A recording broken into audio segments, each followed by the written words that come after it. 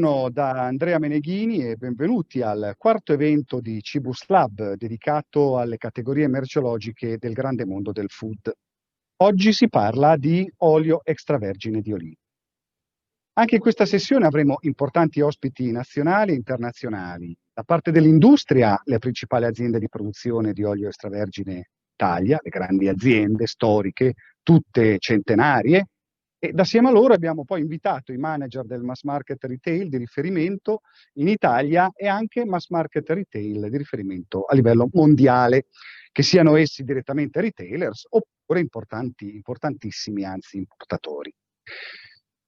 Questo è l'ultimo evento dell'anno di Cibus Lab per il 2020, ma abbiamo già un intenso programma nel 2021 e anzi a partire dal 26 di gennaio reinizieremo le nostre attività dove sarà protagonista il grande mondo della prima colazione, cioè caffè, biscotti, spalmabili ed altro ancora. Ricordo che il progetto Cibus Lab è realizzato in collaborazione con Fiere di Parma Cibus, la principale fiera del settore in Italia, il magazine GDO News e AIRAI.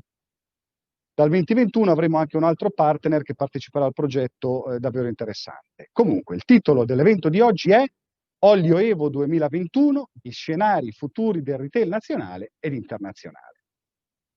L'olio extravergine è una categoria che, assieme ad alcune altre, contribuisce attivamente alla forte distintività della produzione made in Italy nel settore food. Al contrario di altre, però, trova alcuni concorrenti internazionali comprimari, se non leader, nelle esportazioni nel mondo. Uno su tutti, la Spagna, il più grande produttore al mondo. Noi siamo secondi. I consumi nel mondo dipendono dalla produzione. 3 milioni di tonnellate si producono e in definitiva 3 milioni di tonnellate si consumano più o meno. Adesso io vi faccio vedere grafico, espongo un PowerPoint dove guardiamo un po' di dati, dopodiché entriamo nel merito della discussione e della discussione appunto delle tematiche relative al tema di oggi. Allora, la produzione dell'olio di oliva nell'ultima campagna ha visto sempre come leader la Spagna con 1.125.000 tonnellate e poi l'Italia e dopo la Tunisia. Vado veloce. I consumi di olio d'oliva nel mondo, sempre nell'anno di riferimento 2019, vedono come leader la Spagna, poi l'Italia e poi gli Stati Uniti, che non sono dei grandi, anzi non sono proprio produttori, sono dei grandi importatori, adesso lo vedremo. Ecco, se vediamo il totale delle importazioni, il 34% dei volumi totali, si parla di volumi, milioni di tonnellate, è importato dagli Stati Uniti, poi la Spagna, Brasile, Italia e poi tanti altri. Le esportazioni vedono leader la Spagna, che è un grande produttore, l'Italia e la Tunisia, che da sempre è un grande esportatore di olio. Poi veniamo all'Italia, al nostro paese. In Italia la tematica dell'olio è una tematica molto complicata, nessuno è profeta in patria, in un certo qual modo. Da noi esiste una forte competitività tra aziende molto grandi, molto esperte, una grande storicità.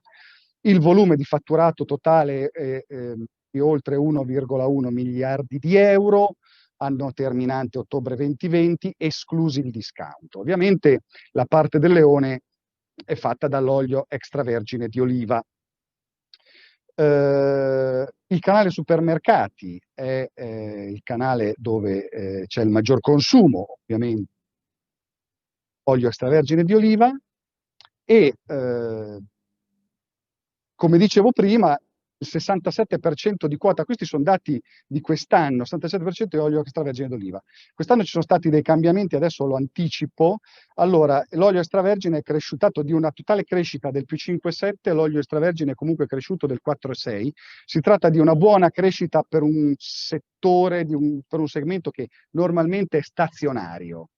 La private label generale negli oli ha una quota del 24,1, nell'olio detto normale, quello comunitario, insomma, la quota è caduta molto, ma sono calate molto anche le vendite. Nel libro, nel manuale appena pubblicato, lo abbiamo spiegato in profondità. E questo è il tema più importante che riguarda noi italiani, che è la pressione promozionale dell'olio, che è molto forte, circa il 60% nell'olio Evo, questo, con punte molto alte in area 4, ma se andiamo a vedere le prime 10 bottiglie più vendute, si va anche oltre il 70% nel libro. Questo lo abbiamo scritto. Adesso io introduco il primo ospite, che è graditissimo, ed è un retailer presente in Puglia, la Puglia, grande regione di produzione di olio, la più importante produzione di olio avviene in quella regione esiste un distributore, un grande leader che è Megamark. Oggi abbiamo Giuseppe Guglielmi, direttore acquisti di Megamark, ospite al nostro webinar. Dottor Guglielmi, benvenuto. Buon pomeriggio a tutti. Dottore, Megamark ha fatto molto notizia quest'anno perché ha dichiarato al principio, nel mese di gennaio, poi però ha anche fatto, che nei suoi volantini avrebbe promozionato solo l'olio italiano e non il comunitario. Vero? Azzardo, se così vogliamo dirla, no? Nel senso che si sacrifica la parte dei volumi per privilegiare quella dell'area valoriale. Avete azzardato. A quasi un anno da quella dichiarazione, quali sono stati i risultati? E poi oggi, qual è la distribuzione del vostro fatturato alla luce di questa evoluzione?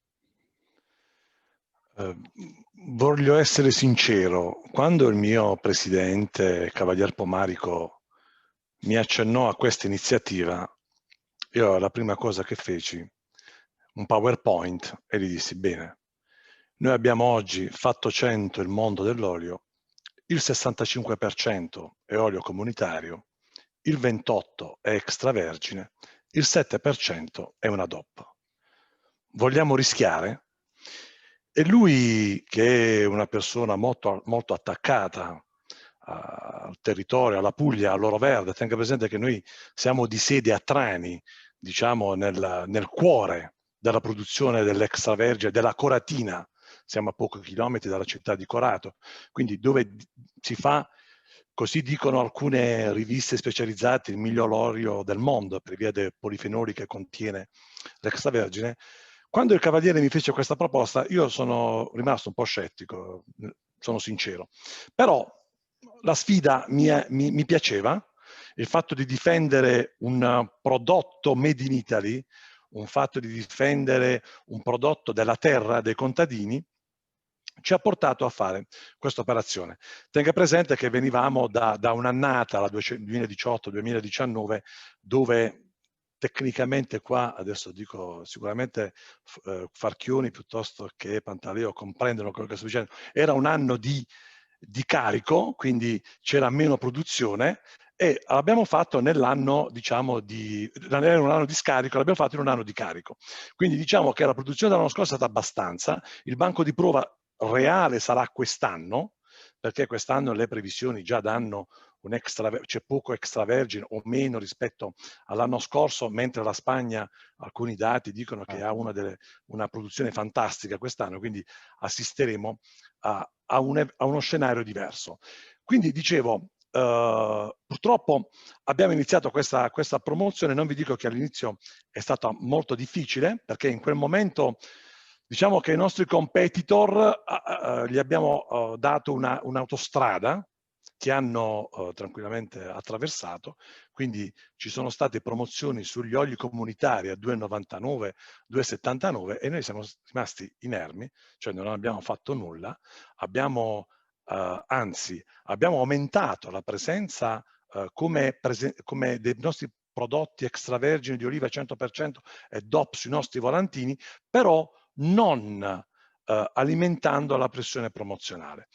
Cosa è successo dopo un anno? Vi ho detto, il comunitario prima di questa operazione pesava il 65%, oggi, dati a 30 novembre, pesa il 38%, il 100% italiano era un 28% e oggi pesa un 54%, mentre le DOP sono rimaste più o meno allineate. L'unica cosa che ci dispiace, e dispiace di più anche al mio presidente, è che nessuno degli altri retailer italiani ci ha seguito in questa operazione che secondo noi fa bene solo al territorio italiano. Sì, dottor Guglielmi, infatti lei ha citato, ha fatto dei passaggi molto importanti. Il banco di prova è quest'anno, perché la vostra sfida è una sfida incredibile. L'avete fatta in un momento col vento in poppa, quest'anno invece il vento gira sulla Spagna e quindi bisognerà stare attenti alle conseguenze. Senta, dottore, ma in generale, perché l'olio extravergine si vende prevalentemente in confezione? Perché si è ormai questo circolo vizioso più che virtuoso ha preso luogo e domina le vendite dello scaffale? Guardi, proprio da qui è nata la nostra voglia di questa sfida. Cioè tutti sappiamo che nella checklist dei nostri shopper, l'olio extravergine ci sta. Tenga presente che poi anche tra nord e sud ci sono anche consumi differenti, quindi al sud i consumi sono molto elevati. Noi con questa operazione l'obiettivo principale era questo di fuggire dalla pressione promozionale, da questa tagliola che fa male a noi e fa male anche ai produttori. Qui ce ne sono degli illustri in questo convegno. Quindi il nostro obiettivo era quello di fuggire dalle promozioni e ci siamo riusciti. Tenga presente che anche questo ha fatto sì che noi a Scaffale nell'ultimo anno abbiamo inserito circa 30 etichette di olio extravergine italiano. Naturalmente tagliando i soliti noti anche locali che producevano del comunitario.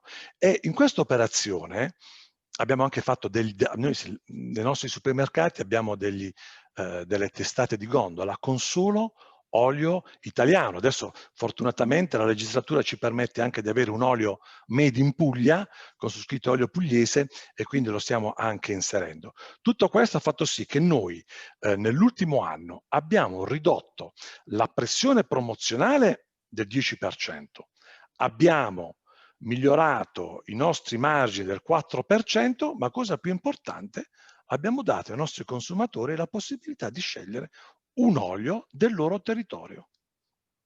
Sì. Senta, ora è un'operazione coraggiosa, senza dubbio, i risultati sono sorprendenti, è sorprendente quello che ci sta raccontando, veramente.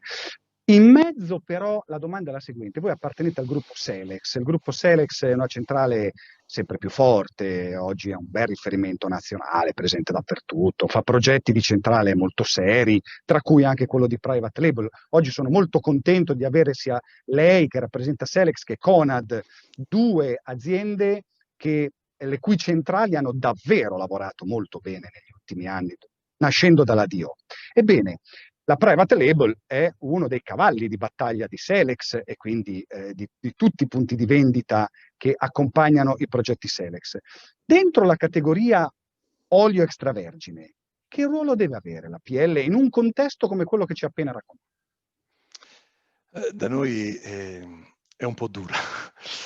Nel mondo dell'extravergine, noi abbiamo fatto di tutto per dare un palcoscenico.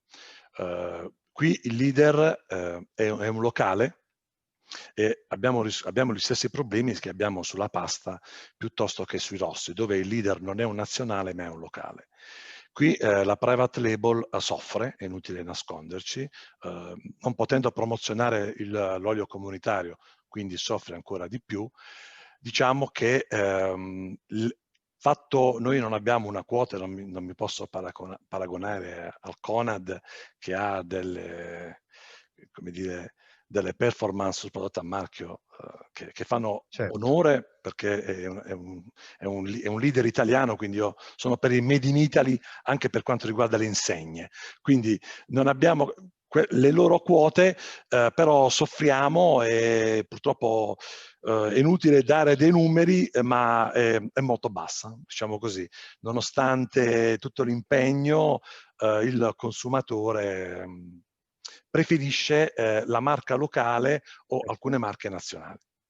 Dottor Guglielmi, io a nome di Fiere di Parma, Cibus, di AIRA e di GD News la ringrazio per la sua partecipazione e per la sua testimonianza. Adesso, arrivederci. Adesso passiamo il testimone a un'industria importante, a un storico leader di mercato che è Monini, un'azienda nazionale, internazionale, un riferimento del mercato. Oggi abbiamo tanti riferimenti del mercato ospiti e quindi sarà veramente un piacere ascoltarli tutti. Monini in Italia ha costruito da anni il suo percorso di leadership, grande distribuzione, come anche nel mondo specializzato.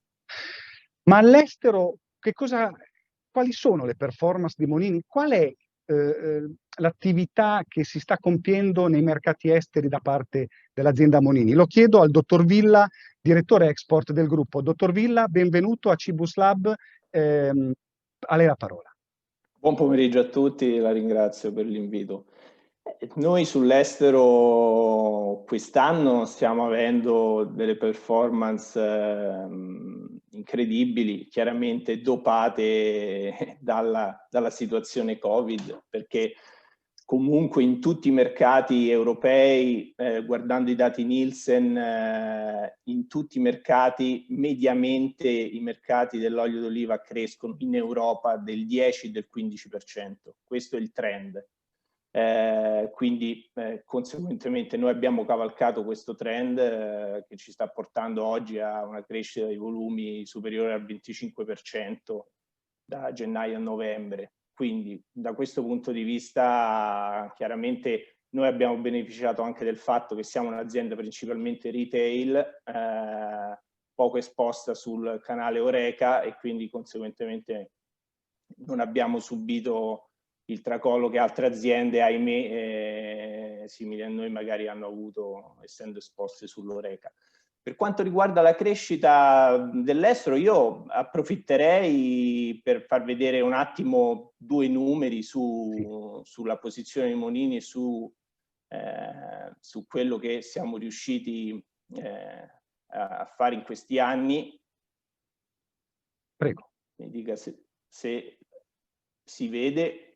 Eccoci qua, ci siamo. Eccoci qua.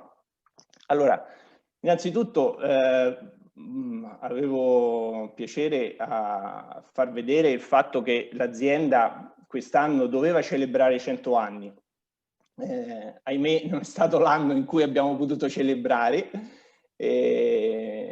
però 100 anni fa abbiamo iniziato questa avventura in Umbria, il cuore verde dell'Italia, e oggi diciamo i numeri chiave di Monini sono questi: è un'azienda che lo scorso anno ha fatturato 144 milioni di fatturato consolidato, di cui 44% realizzati all'estero.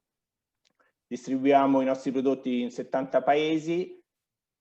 Beh, quello che mi preme sottolineare è il fatto che comunque quasi il 90% di quello che vendiamo è extravergine e il 93% è a marchio Monini, quindi la private label che comunque facciamo diciamo nei segmenti più premium vale solo il 7% del nostro fatturato.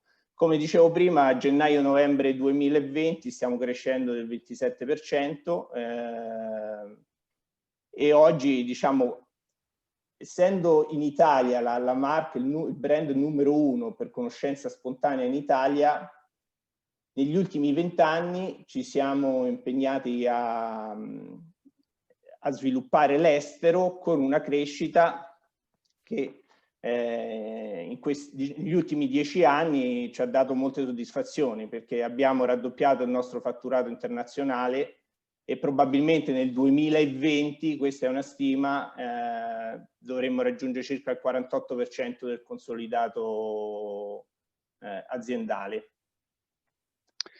E quello che è importante, vorrei solo dire, importante per noi è dire che siamo leader o tra i leader nel mercato dell'extravergine in diversi mercati europei, perché in Europa, e qui poi mi chiudo, è in Europa dove l'azienda è particolarmente forte e dove ha una posizione di leadership. Questa sono la distribuzione per parte geografica del nostro fatturato, e quello che mi preme dire è che ad oggi il 4% solo dei consumi mondiali di tutti gli oli vegetali, di tutti i grassi, l'extravergine rappresenta solo il 4% di questi consumi. Quindi c'è un'autostrada enorme potenzialmente per continuare a crescere all'estero. Sì. Dottor Villa, senta, in generale nel mercato dell'olio extravergine in Italia si sta facendo estrema attenzione ai temi della sostenibilità e della tracciabilità. C'è una forte volontà, insomma, di rendere il consumatore consapevole della provenienza delle olive e una forte attenzione allo stesso tempo al rispetto dell'ambiente. Voi cosa state facendo in proposito? Sì, guardi, noi proprio quest'anno abbiamo, insieme con Ambrosetti, abbiamo sviluppato il primo piano di sostenibilità dell'azienda, piano 2020-2030, che abbiamo chiamato 10 anni per costruire diciamo 100 anni di storia e 10 anni per costruire il futuro. E questo piano nasce con la volontà di essere uno strumento per comunicare in modo semplice a tutti gli interlocutori la strategia dell'azienda e quello che l'azienda intende fare in termini di sostenibilità in questi prossimi anni. E diciamo, questo piano di sostenibilità si delinea su 3 macro aree: in campo, dentro la bottiglia e sulla tavola. E in campo parliamo di agricoltura, quindi l'azienda è concentrata a sviluppare tutta la filiera, e quindi l'abbiamo chiamato il Bosco Monini. Abbiamo nei prossimi 5 anni la volontà di piantare più di 1000 ettari di uliveti. Mentre la parte, diciamo, dentro la bottiglia questa è la passione per la qualità, che significa per Monini cercare di far crescere tutta quella fascia premium, 100% italiano, ma premium in generale, soprattutto all'estero, dove ci sta dando delle soddisfazioni enormi. Noi negli ultimi anni abbiamo lanciato anche una linea, i monocultivar Monini, biologici, che ci stanno dando sull'estero soprattutto delle soddisfazioni importanti. Sono prodotti 100% tracciati e con cui abbiamo ottenuto premi importanti, riconoscimenti importanti in diversi, diciamo, competition internazionali all'estero, e che sull'estero sono recepiti benissimo, e siamo riusciti a listarli in diversi retailer internazionali, e punteremo nei prossimi anni molto su questa linea di prodotti. E chiaramente insieme allo sviluppo di tutto ciò che è digital e nell'online. Perché certo, stamattina ho parlato ad esempio con un importante retailer australiano, e mi diceva che tutto il loro online, che lo scorso anno pesava il 6%, quest'anno dovrebbero chiudere col 18% del loro fatturato.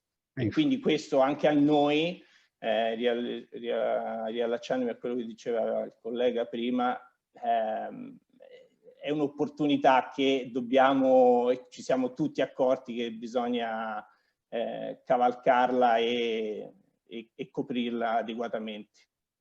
Dottor Villa, grazie mille per la sua testimonianza e le auguro buon lavoro. Saluto. Grazie. Bene, andiamo avanti con il nostro webinar. Torniamo al retail questa volta ed introduco immediatamente il dottor Gianmaria Santella, Category Manager di tutto il grocery del gruppo Conad Nazionale. Dottor Santella, benvenuto a Cibus Lab. Buonasera a lei, buonasera. Allora, Conad è, oggi avete dichiarato oggi alla stampa i dati dei vostri i risultati dell'anno. Sembra che la chiusura sia intorno ai 15,7 miliardi di euro, quindi una quota importante, leadership nazionale del fatturato. Torno ai temi che abbiamo discusso con il dottor Guglielmi, e quindi all'interno della categoria olio extravergine di oliva la pressione promozionale è dominante e determina le scelte del consumatore sullo scaffale o extrascaffale, insomma. Perché si è arrivati, lo chiedo anche a lei, perché si è arrivati a questo? Allora, diciamo che la categoria dell'olio è sicuramente una categoria dove l'intensità promozionale la fa da padrone. Bisogna riconoscere che stiamo parlando di una categoria dove si toccano tetti vicino al 60% delle vendite in attività promozionale. Però bisogna fare un distinguo, perché questo 60% di cui stiamo parlando non è omogeneo, diciamo che è una media data da un valore che si avvicina al 70% sugli oli di provenienza extraterritoriale, cioè extranazionale, quindi parliamo di oli comunitari e extracomunitari, e un 25% scarso sugli oli tipici del territorio nazionale. Questo perché, a mio avviso, perché c'è una forte polarizzazione sui consumi. Abbiamo consumatori che seguono, nulla non si può nascondere, inseguono il prodotto con un prezzo più conveniente, quindi stiamo parlando delle grosse quantità, dei volumi, diciamo degli oli da quantità. E pochi invece sono ancora di quei consumatori che si spostano verso i prodotti che potremmo definire prodotti di valore. Questo è anche un po' quello che è l'offerta che viene data al consumatore. Le grandi aziende che abbiamo anche qui presenti, quando si affacciano qui da noi e acquistano, si propongono per fare le grandi attività, gli investimenti preferiscono farli sugli oli che gli garantiscono grandi volumi. Quindi stiamo parlando degli oli comunitari su cui l'impatto del prezzo è un impatto molto significativo, e negli anni di grande disponibilità di olio come quest'anno sono oli che a volte vengono posizionati in promozione a una cifra che è sotto i 3 euro, che per una bottiglia di olio è quasi impensabile, pensando a quello che è il lavoro che ci dovrebbe stare dietro per la produzione. Noi come Insegna, diciamo, per cercare di rispondere a questi oli di grandi quantità, cerchiamo soprattutto con la marca privata, per contro, di fare attività promozionali invece più sugli oli che di valore, quindi su oli con olive provenienza nazionale, quindi con l'olio 100% italiano, e su tutta la gamma che è a brand sapore dintorni, che sono quelli che è la gamma che ormai ha raggiunto 9 item, che sono gli oli tipici del territorio. È logico che questi oli esprimono volumi molto, ma molto più bassi rispetto a quelli precedenti. Quindi questa è la ragione per cui le attività promozionali così intense sono tutte sbilanciate sul comunitario, perché ci sono i volumi, insomma. Secondo me sì, poi magari i colleghi qui presenti potranno confermare o anche non confermare quello che vi posso dire io. C'è anche da parte dell'industria un bisogno di ammortizzare quelli che sono gli investimenti che le industrie fanno per accaparrarsi o per assicurarsi le attività promozionali all'interno delle catene di distribuzione. Quindi è più facile ammortizzare il costo su diciamo oli che producono grandi volumi, grandi fatturati, piuttosto che su nicchie di prodotti, che oltretutto bisogna a loro discolpa dire che spesso non sono neanche distribuite in tutto il territorio, in tutta la catena con cui loro si raffrontano. Certo, quindi sono anche un po' limitati. Certo.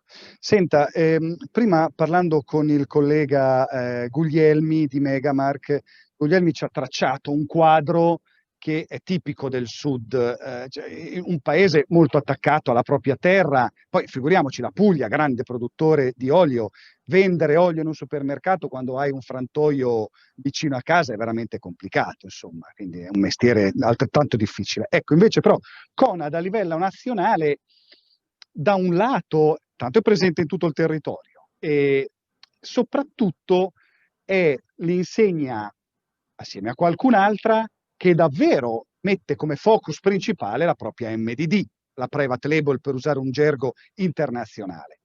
All'interno della categoria olio extravergine di oliva e in un contesto come quello che abbiamo appena accennato, qual è il ruolo? Lei l'ha già accennato, ma approfondiamolo. Qual è il ruolo della private label all'interno della categoria e soprattutto che tipo di relazione costruisce col consumatore finale in un contesto dove ci sono dei high-low molto forti, compensati da una costanza dell'offerta della MDD? Qual è il vostro quadro d'insieme? Allora, Conad fa dell'MDD il maggior driver di distintività nei confronti delle altre insegne. Questo è da sempre la nostra missione principale, tant'è che per noi abbiamo un focus molto importante sullo sviluppo della marca privata.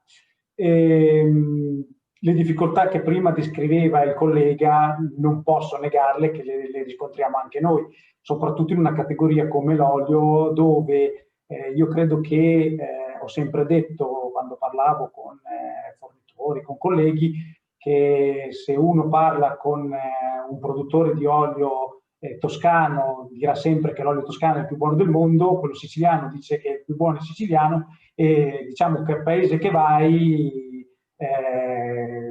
in ogni paese in cui uno va, l'olio di propria produzione è sempre il migliore. Quindi diciamo che quello che facciamo noi è un lavoro di category. Cerchiamo di trovare un equilibrio tra quello che è le indicazioni che vengono date da parte del nazionale, quindi del consorzio in unione con le cooperative, e il rispetto di quelle che sono le tradizioni e diciamo, le peculiarità del territorio. Quindi il lavoro che noi andiamo a fare è quello di integrare diciamo, sia gli oli di grandi marche nazionali, sia gli oli dell'MDD, quindi quelli della private label, sia gli oli dell'MDD nazionali e quelli tipici del territorio. Quando noi costruiamo uno scaffale, quello che cerchiamo di fare è di avere il giusto equilibrio, quindi cerchiamo di avere una proposta omogenea che prevede, che comprende sia gli oli di marca, le marche principali, e tenendo sempre come punto di riferimento principale logicamente la nostra marca del distributore, e per quanto è possibile di completare l'offerta a livello nazionale con la gamma degli oli tipici. Lo dicevo prima, noi è rappresentata da Sapor Dintorni, dove abbiamo queste 9 referenze di cui parlavo prima, che rappresentano diciamo, i principali oli presenti a livello nazionale. È sicuramente molto difficile vendere un olio fatto in Sicilia per quanto buono sia, perché logicamente la presenza di frantoi locali piuttosto che di localismi fa sì che il consumatore sul territorio magari preferisca o comprare un prodotto locale o andare direttamente al luogo d'origine, quindi nel frantoio stesso. Però noi non ci perdiamo d'animo e cerchiamo nel resto d'Italia di far conoscere anche i gusti diversi, quindi gli oli provenienti da altre parti di regioni, anche in regioni dove quell'olio non è così noto. È vero da dire che noi questo assortimento lo facciamo e lo gestiamo tenendo in considerazione le superfici dei nostri punti vendita, quindi è una sorta di piramide inversa. Logico che la numerica sarà molto più ridotta nei punti vendita con dimensione più piccola e va via esplodendo nelle superfici Anche la MDD è ridotta? Anche la MDD, per una questione di coerenza, perché è corretto tenere, come dicevo prima, un giusto rapporto tra prodotti definiti dal nazionale e prodotti locali. Anche la MDD viene declinata in maniera differenziata a seconda delle superfici che vengono analizzate. Quindi la massima espressione dell'assortimento viene trovata nello spazio, cioè nei punti vendita di grandissime dimensioni. Il più ridotto lo si tiene nei nostri siti Conad, che sono le superfici più piccole. Inoltretutto dobbiamo anche tenere presenti che a seconda del territorio certi oli più particolari vengono dispensati, perché è inutile tenere, faccio presente, magari un olio molto particolare come un olio del Garda, che è uno degli oli più buoni che abbiamo a livello nazionale, in un territorio come quello pugliese, che magari farebbe molta fatica. Ecco, dottore, una domanda. A proposito di ciò, all'interno io so che la vostra azienda era DO, uso dei termini, scusatemi, tecnicismi, però insomma ci capiamo, quindi dove le decisioni venivano un po' prese nei vari livelli, no? Quindi addirittura anche al punto vendita fino a anni recenti, non parlo della preistoria, però Conad ha fatto una fortissima evoluzione almeno negli ultimi 13-14 anni. Oggi la domanda che le faccio è: quanta autonomia hanno le periferie in una categoria come l'olio all'interno di Conad, oggi così forte e determinante nella sua centrale? Guardi, la fortuna che abbiamo noi è di aver, che ha Conad, è quella di lavorare sempre in simbiosi tra la centrale nazionale e le cooperative locali. Tutto quello che viene definito, che uno può vedere espresso nel punto vendita, è un lavoro fatto in sinergia e in totale condivisione, 100% di condivisione tra il nazionale e le cooperative. E tutte le decisioni che vengono prese devono sempre essere prese all'unanimità. Quindi noi non abbiamo, a volte è un processo molto lungo, perché arrivare all'unanimità e mettere d'accordo tante teste, seppur si siano ridotte molto nell'arco del tempo, non è una cosa semplice, ma ci riusciamo sempre, perché quando si condivide i dati, i numeri che a supporto portano dati inconfutabili, si arriva sempre alla giusta decisione. L'autonomia viene lasciata perché una peculiarità che Conad deve garantire alle proprie cooperative è quella sempre di avere un'autonomia di identità. Noi abbiamo visto in passato alcuni esercizi fatti su altre catene che non sono stati fortunati, dove tutto veniva centralizzato, passatemi il termine, che non hanno avuto esito positivo e che ha portato a riflettere che ogni localismo deve essere preservato, perché è una cultura ed è un patrimonio all'interno del territorio nazionale. Quindi dottor Santella, dica. No, la interrompo, devo rispettare delle tempistiche. Certo. Se vuole dare una chiusura ancora, dica pure. Sì, no, volevo solamente dire, quindi, per concludere, quando noi definiamo questi assortimenti chiamiamoli nazionali, parte dell'assortimento viene sempre demandato a livello locale, per decisioni locali, alle singole cooperative, che quindi possono gestire i loro prodotti mettendo le peculiarità più tipiche del loro territorio. Con questo perfetto. Dottore, la ringrazio tanto, davvero, grazie della partecipazione e voi, complimenti per l'eccellente lavoro che state facendo. Grazie mille, grazie mille. Saluti. Bene, andiamo avanti con la nostra chiacchierata nel mondo dell'olio extravergine, nelle relazioni con la grande distribuzione, e adesso introduco il dottor Marco Farchioni, direttore commerciale di Farchioni. Sono molto contento di avere il giovane direttore commerciale, giovane esperto di una bella azienda che è Farchioni. Dottor Farchioni, buongiorno. Grazie, buonasera a tutti. Innanzitutto io sono export manager, direttore commerciale, e mio fratello che attualmente è non disponibile, quindi parleremo un po' dell'estero, e sono anche responsabile quanto riguarda il discorso di innovazione e sviluppo per l'azienda. Sì, d'accordo. Grazie della precisazione. Allora, in un anno così difficile, cosa si meriterebbe dalle imprese il consumatore nel prossimo anno, nel 2021? Noi crediamo fondamentalmente che tutto il lavoro che facciamo lo facciamo per i consumatori. Siamo abbastanza oriented verso il consumatore finale. Innanzitutto si merita come sempre trasparenza e verità, ma oggi non basta più. Un consumatore noi crediamo che abbia bisogno di sperimentare. Quindi le marche, non ci teniamo marca, siamo leader in Italia, siamo il Falchioni 3.1 per esempio è il prodotto più venduto in Italia nel 2020, non hanno solo la responsabilità di far comprendere in modo chiaro che cosa va il consumatore di andare a comprare sullo scaffale e quindi rendere efficiente la propria spesa, ma perché qualcosa si evolva devono sempre più creare cultura e crescita nello stesso consumatore, ok? Sì. Il consumatore ormai svolge un ruolo attivo, è coinvolto e stimolato, si sente lo sperimentatore, è lui che vuole decidere l'acquisto ed è lui che lo organizza l'acquisto, è lui che lo segue, è lui che crea innovazione.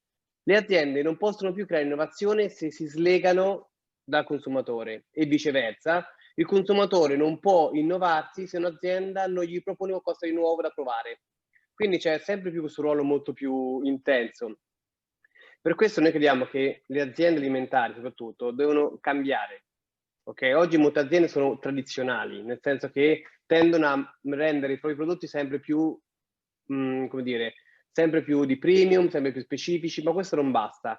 E le aziende di oggi stanno targettarsi una visione più digitale. L'e-commerce ha dimostrato. Noi quest'anno abbiamo fatto 2 sperimentazioni importanti. Uno l'e-commerce, che oggi rappresenta il 4% del nostro fatturato, che è una follia se uno ci pensa, in 4 paesi diversi, che sono Inghilterra, Germania, Italia e Olanda, che è folle, perché il 4% è veramente tanta roba. Certo. È vero che noi siamo un'azienda che vende anche olio, vino e birra, quindi l'olio rappresenta un 30%, l'altro è fatto soprattutto dalla birra e dal vino artigianali, ma il consumatore deve essere stimolato, ok?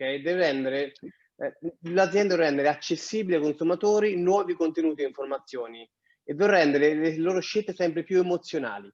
Il consumatore deve essere emozionato, deve far parte di questo, diciamo, filiera della vendita che parte dalla terra.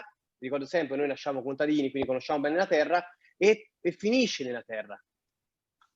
Senta, proprio parlando dell'emozionalità che deve essere trasferita il più possibile dall'industria al consumatore finale, quindi superando gli ostacoli degli sconti e delle promozioni, detto banalmente.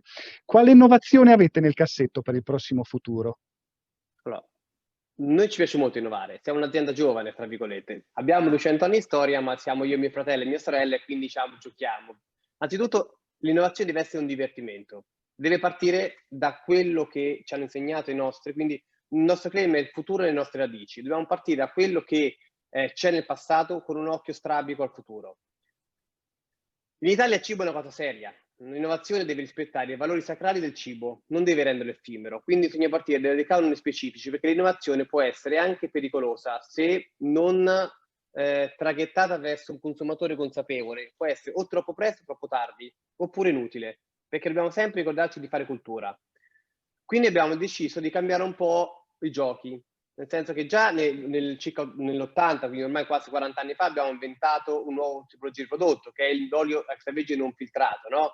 Che aveva delle caratteristiche aromatiche molto importanti, più del 40%. Ormai siamo leader mondiali di questo prodotto e rappresentiamo il 60% del mercato mondiale in questo prodotto, quindi siamo proprio leader a livello mondiale. Ma non è quello, adesso vogliamo giocare un po' più in maniera diversa. Abbiamo visto che il gusto non è più una differenziazione così importante come anche l'origine, lo diamo un po' per scontato. Gli scaffali sono strapieni di offerte che sono sempre più simili, sempre più uguali, il consumatore è sempre più confuso. E quindi l'innovazione è rigiochiamo il concetto dell'extravergine oliva. Non portiamo più dal punto di vista classico, che è da dove viene e che gusto ha, ma cominciamo a dare dei prodotti che sono un po' più funzionali. La domanda è: chi sei? Cosa fai nella tua vita? E in base a questo io ti creo un olio che è adeguato al tuo stile di vita, un olio funzionale che tu lo puoi utilizzare tutti i giorni e più utilizzi più stai bene, perché è per te, è per il consumatore, è creato apposta sulla misura per te. Ma questo non basta, perché oggi come oggi un prodotto deve essere sostenibile per l'uomo, quindi un prodotto funzionale, sostenibile anche per l'ambiente. Come? Nel prossimo anno creeremo il primo pack di olio extravergine oliva che è 100%... Ecco, dottor Falchioni, esatto, era proprio, la interrompo ma poi la faccio andare avanti. Il tema della sostenibilità, e adesso la faccio vedere, è assolutamente importante nel mondo dell'olio, quindi mi conferma che anche voi siete molto attivi su questo fronte. Allora, molto attivi. Allora, dal punto di vista di innovazione, stiamo creando un nuovo pack totalmente nuovo.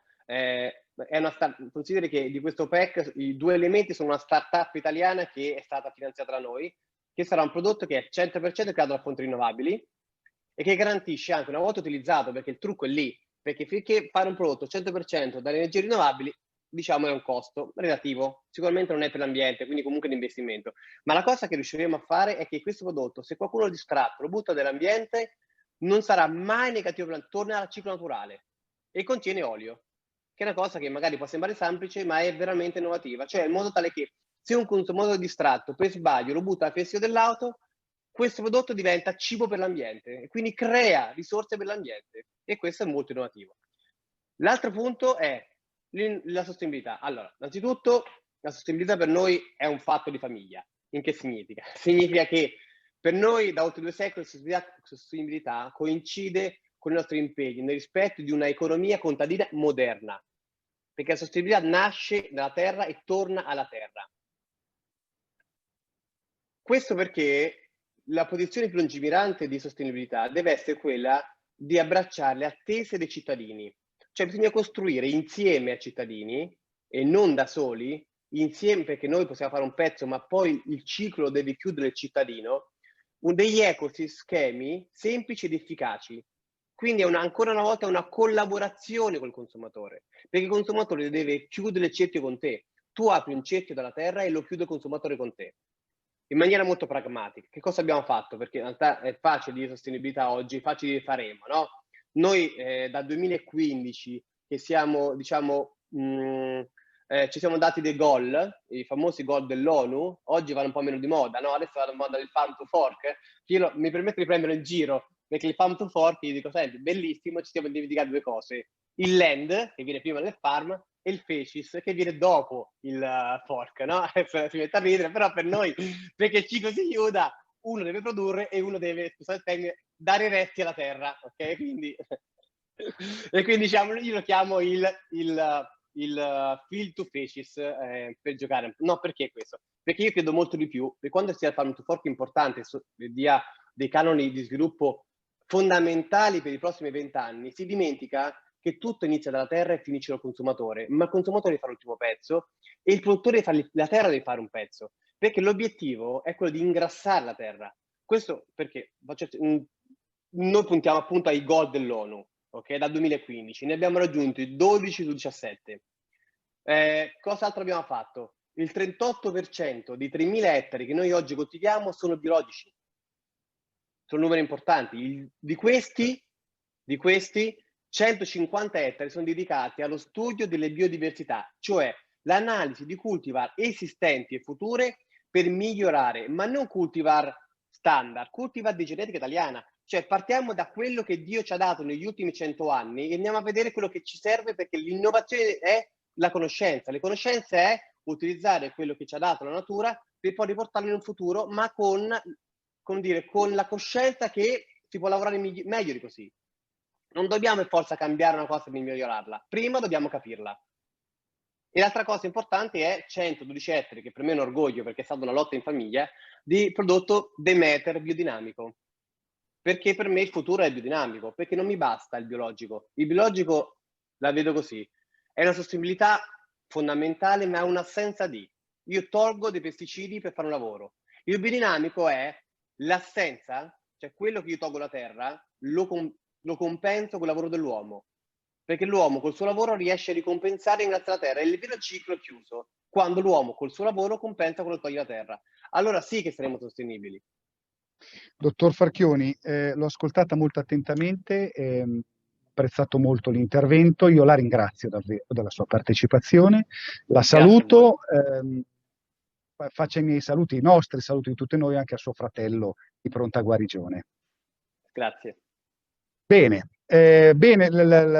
siamo arrivati al primo giro di boa di questo interessantissimo evento. Abbiamo ascoltato 4 interventi molto interessanti, tutti e 4, sia da parte del retail che da parte dei grandi leader. Adesso smezziamo live con un pezzettino registrato di un retailer americano che si chiama Hy-Vee, Lo abbiamo già avuto ospite in un'altra categoria importante per le italiane, i rossi, pomodoro, insomma. Hy-Vee è molto attento alla cultura italiana, è un'azienda molto grande. Ascoltiamo tutti insieme cosa ci racconta a proposito dell'olio extravergine, tutti i milioni di dollari di fatturato che produce con l'olio extravergine italiano e che grandi e importanti relazioni storiche hanno con i produttori italiani. Prego la regia di mandare il filmato dell'interessante intervista. Hy-Vee, Iowa, Stati Uniti. Hy-Vee is a chain of supermarket in the Midwestern United States with more than 250 locations in Iowa, Illinois, Kansas, Minnesota, Missouri, Nebraska, South Dakota, and Wisconsin. This supermarket chain is 90 years old, and it has a category position medium high. And today we are together with JD, category manager of the company, and this company set up a private label Italian brand. The name is Gustare Vita, with more than 100 items across many categories. JD, good morning to a webinar dedicated to olive oil. And do you confirm what I said? Yeah, absolutely, guys. Thank you for having me on. Absolute pleasure. So yeah, we do pride ourselves in having all things authentic Italian, and with a great focus on extra virgin olive oil. So once again, pleasure to be on this morning, and thank you again for the opportunity. Thank you to you, JD. To you. The first question is, we are talking about olive oil. US are the main world importers of olive oil. How much shelf space do you dedicate to this product in your stores? Yeah, absolutely. So we have two different sizes of planograms for our stores. We have a 4-foot section for our smaller stores, then an 8-foot section for our larger stores. And here on my screen, you can see a snapshot of our two planograms. So the one here on the left is our 4-foot set. As you can see right here on eye level, our Gustare Vita items are featured there, which goes into our Hy-Vee items, then into our organic full circle items that we source domestically. Then next shelf up is your Bertolli items that do very well for us. Then top shelf is, of course, your top shelf items. Here's our high-end Gustare Vita items up on top. Then over here on our 8-foot larger section as well, as you can see, right in the prime shopping area are the items that we really hang our hat on, is the Gustare Vita items. Then once again, you see here on the top shelf, or second to top shelf, our high-end Gustare Vita items that we'll get into a little bit down the road. So we do pride ourselves on having one of the best selections of extra virgin olive oils in all the states. Okay, what is the position side the category olive oil? Which is the position of the Italian extra virgin olive oil within the category? Yeah, absolutely. So in our stores, extra virgin olive oil is an $11 million category. And last year alone, it was up 18%, or up $1.6 million. And of that $1.6 million we were up, $1.1 million of that was through the authentic Italian items. So to put that in perspective, 50% of all of our category sales within the extra virgin olive oil category is 100% authentic Italian items. So to break that down a little bit further, Gustare Vita, our own brand that we talked about, is 1.5 million in sales, or 15% of the overall category. Then you go into the Bertolli items, that's $2.7 million in category sales. That represents 25, or 1/4 of all sales in the entire category. In your stores, which kind of range of products do you offer? How important is private label in your assortment? Yeah, so we really hang our hat on private label. Like I said, we really take pride into it. It's better for our stores. It's more gross profit for our stores. We're able to control the marketing on it. So private label as a whole in our company, we sell $4 million in the extra extra virgin olive oil category. So 4 of the 11 million, which equates out to about 37%. So to break that down a little bit further, our Hy-Vee items, which is a blend of Italian and Greek, that's 2.4 million in sales, or 22% of overall category. Then going back to our own brand Storia Vita, which is 100% authentic Italian. Like I said before, it's 1.5 million in sales, or 15% of that. So to break our Storia Vita down just a little bit further and give you a better understanding on how much we really value our private label in this category. We have a classic, a light, and a pure. Those were our legacy items that we had. Then we dabbled into some varieties as well. We have an 8-ounce basil and an 8-ounce garlic that do really, really well for us. Then a couple years ago, we really tried to develop and show the sense of specialty that we have in our stores. We developed 3 varieties of DOP. We have a Sicilian, a Sabina, and a Toscano. So those are, all your $9.99 to $12.99, kind of your upper end retail. So we have our everyday items, with our classic, light, and pure. Then we get into the little bit nichier items with the DOP varieties. What characteristics must have an Italian producer to become your supplier? And do you prefer a US olive oil distributor or Italian olive oil? Directly, you prefer to work with an Italian supplier? Yeah, so absolutely. All great questions. So in our private label, we've had the same supplier since 1999, and we really pride ourselves on that. We've had 0 quality issues. We've had 0 customer complaints. So the partnership that we've established with our current supplier is just a great relationship. So to be a supplier for Hy-Vee, you have to be either BRC or SQF certified, just to make sure that your factories meet all safety criteria, both internationally and domestically. So as far as branded suppliers goes, you have to have you need to be an established supplier. You have to have a good track record. And to me, some things that I'd like to consider before I take a look at it is what other retailers that you're in, both internationally and domestically. So that really gives me a good gauge of the quality of the product and the quality of the supplier. Okay, JD, they're really important, your testimony. Thank you so much. And I hope to see you in another webinar talking about a new category. Awesome, guys. Thank you for your time once again.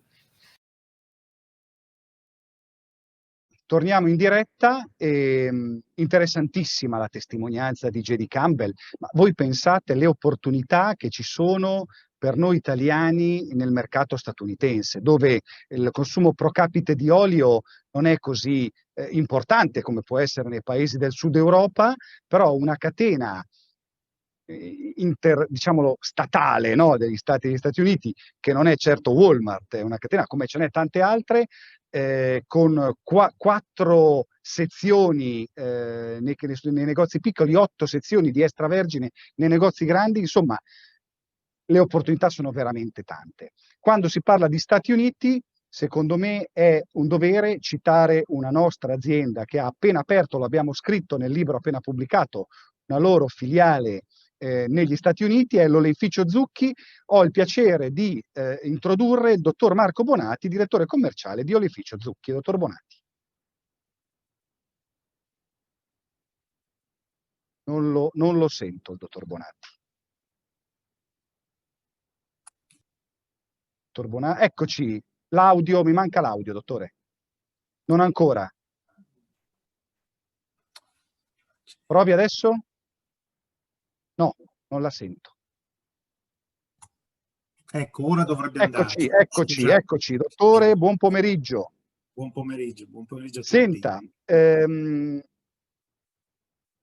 della filiale ne abbiamo già parlato nel libro, comunque la introduco dopo Hy-Vee proprio perché ci tenevo a rimenzionare questa importante iniziativa vostra che è, come dire, recentissima e quindi è un qualche cosa dove siete presenti ma su cui puntate molto. Io però so che voi puntate anche voi molto in un progetto di avvicinamento del vostro brand, delle vostre attività al consumatore finale attraverso sostenibilità e tracciabilità, l'abbiamo già ascoltato anche dai suoi colleghi. Qual è la vostra esperienza e quali sono i vostri propositi per questo tipo di concetto? Dunque, noi siamo l'azienda, la Zucchi, che quest'anno festeggia o avrebbe avuto piacere a festeggiare i 210 anni di storia, è partita molto tempo fa sulla sostenibilità. Il primo bilancio di sostenibilità è stato redatto nel 2004 e crediamo sia stato il primo perlomeno nelle aziende del settore. La sostenibilità in questo caso è passata attraverso alcuni classici diciamo elementi dell'ambiente. Abbiamo portato tramite treno tutto quello che è l'utilizzo degli oli di semi, vengono appunto importati, portati dal porto fino a qui. Abbiamo un treno proprio di proprietà con 21 o 22 vagoni. Ma poi diciamo quello che c'è stato ed è stato un pilastro fondamentale del progetto di olio extravergine d'oliva è stato creato, sviluppato e creato in collaborazione con società di auditing, di certificatori, il primo protocollo di olio certificato sostenibile e tracciato. Questa sostenibilità è una sostenibilità che si basa su quattro pilastri fondamentalmente. Uno è quello ambientale, che conosciamo bene, possiamo immaginare. Poi ci sono anche quello sociale, economico e nutrizionale qualitativo. Se parliamo di quello sociale, ad esempio, abbiamo l'aspetto che funziona, un meccanismo che funziona tipo fair trade, e pertanto paghiamo un premio ai coltivatori. Se parliamo di quello economico, che appunto è questo, se parliamo di quello sociale si fa riferimento all'assenza di lavoro nero, lavoro minorile e tutto questo. Dal punto di vista invece dell'aspetto qualitativo, nutrizionale, ecco che i parametri di questo olio sono significativamente migliorativi rispetto a quelli che sono i parametri di legge dell'extravergine. Questa sostenibilità si poi concretizza di fatto in 150 parametri che vengono controllati e verificati anche attraverso gli auditors dai coltivatori e dai frantoi dell'olio che noi andiamo ad utilizzare. Questo è un lancio che è avvenuto circa 3 anni fa, ci sta dando grandi soddisfazioni non soltanto in Italia ma anche in altri paesi, ed è su questo diciamo che ci stiamo sviluppando la categoria di prodotti su cui puntiamo di più. Un ultimo particolare, questa sostenibilità e tracciabilità è diciamo molto specifica. Il consumatore tramite il QR code o andando a visitare il sito dell'azienda la può verificare direttamente, cioè può essere lui direttamente a vedere quali sono le cultivar, da dove vengono, oltre anche ad alcuni elementi come delle analisi tipo la carbon footprint, la water footprint, eccetera. Questo è stato diciamo, il progetto principale. Quindi attraverso il suo racconto ci rendiamo conto di quanta esperienza voi avete già accumulato in un percorso oggi attualissimo. Probabilmente voi l'avete fatto in maniera pionieristica al principio, veramente gli ambori, oggi avete una grande maturità in questo ambito. E le faccio allora quest'altra domanda. È chiaro che un progetto di questo genere, molto attuale, tende molto a favorire nella volontà dell'industria, quindi del brand industriale, una miglior relazione tra consumatore finale e brand industriale, appunto. E lancio la provocazione: se fosse un retailer che attraverso la propria PL volesse, come dire, impossessarsi questo know-how, voi sareste disposti a condividerlo? Diciamo che in questo percorso che abbiamo visto abbiamo continuato ad aggiungere valore e a cercarci di avvicinarci al consumatore, valore al prodotto. Prima siamo arrivati con la tracciabilità, poi siamo arrivati successivamente con la sostenibilità. Ecco che il percorso che fa la PL, che è diciamo la metà del nostro fatturato è fatta sulla PL, per cui è un'azienda che storicamente è nata con la PL. Ecco che ora noi cosa facciamo? cerchiamo di dando sempre di più al brand, però siamo pronti a concedere degli elementi significativi anche alla PL. Lo abbiamo fatto ad esempio negli Stati Uniti, dove c'è una PL importante di olio extravergine che ha appunto la tracciabilità sul suo sito e su cui i consumatori di questa catena possono andare a verificare direttamente loro cultivar, l'origine, eccetera.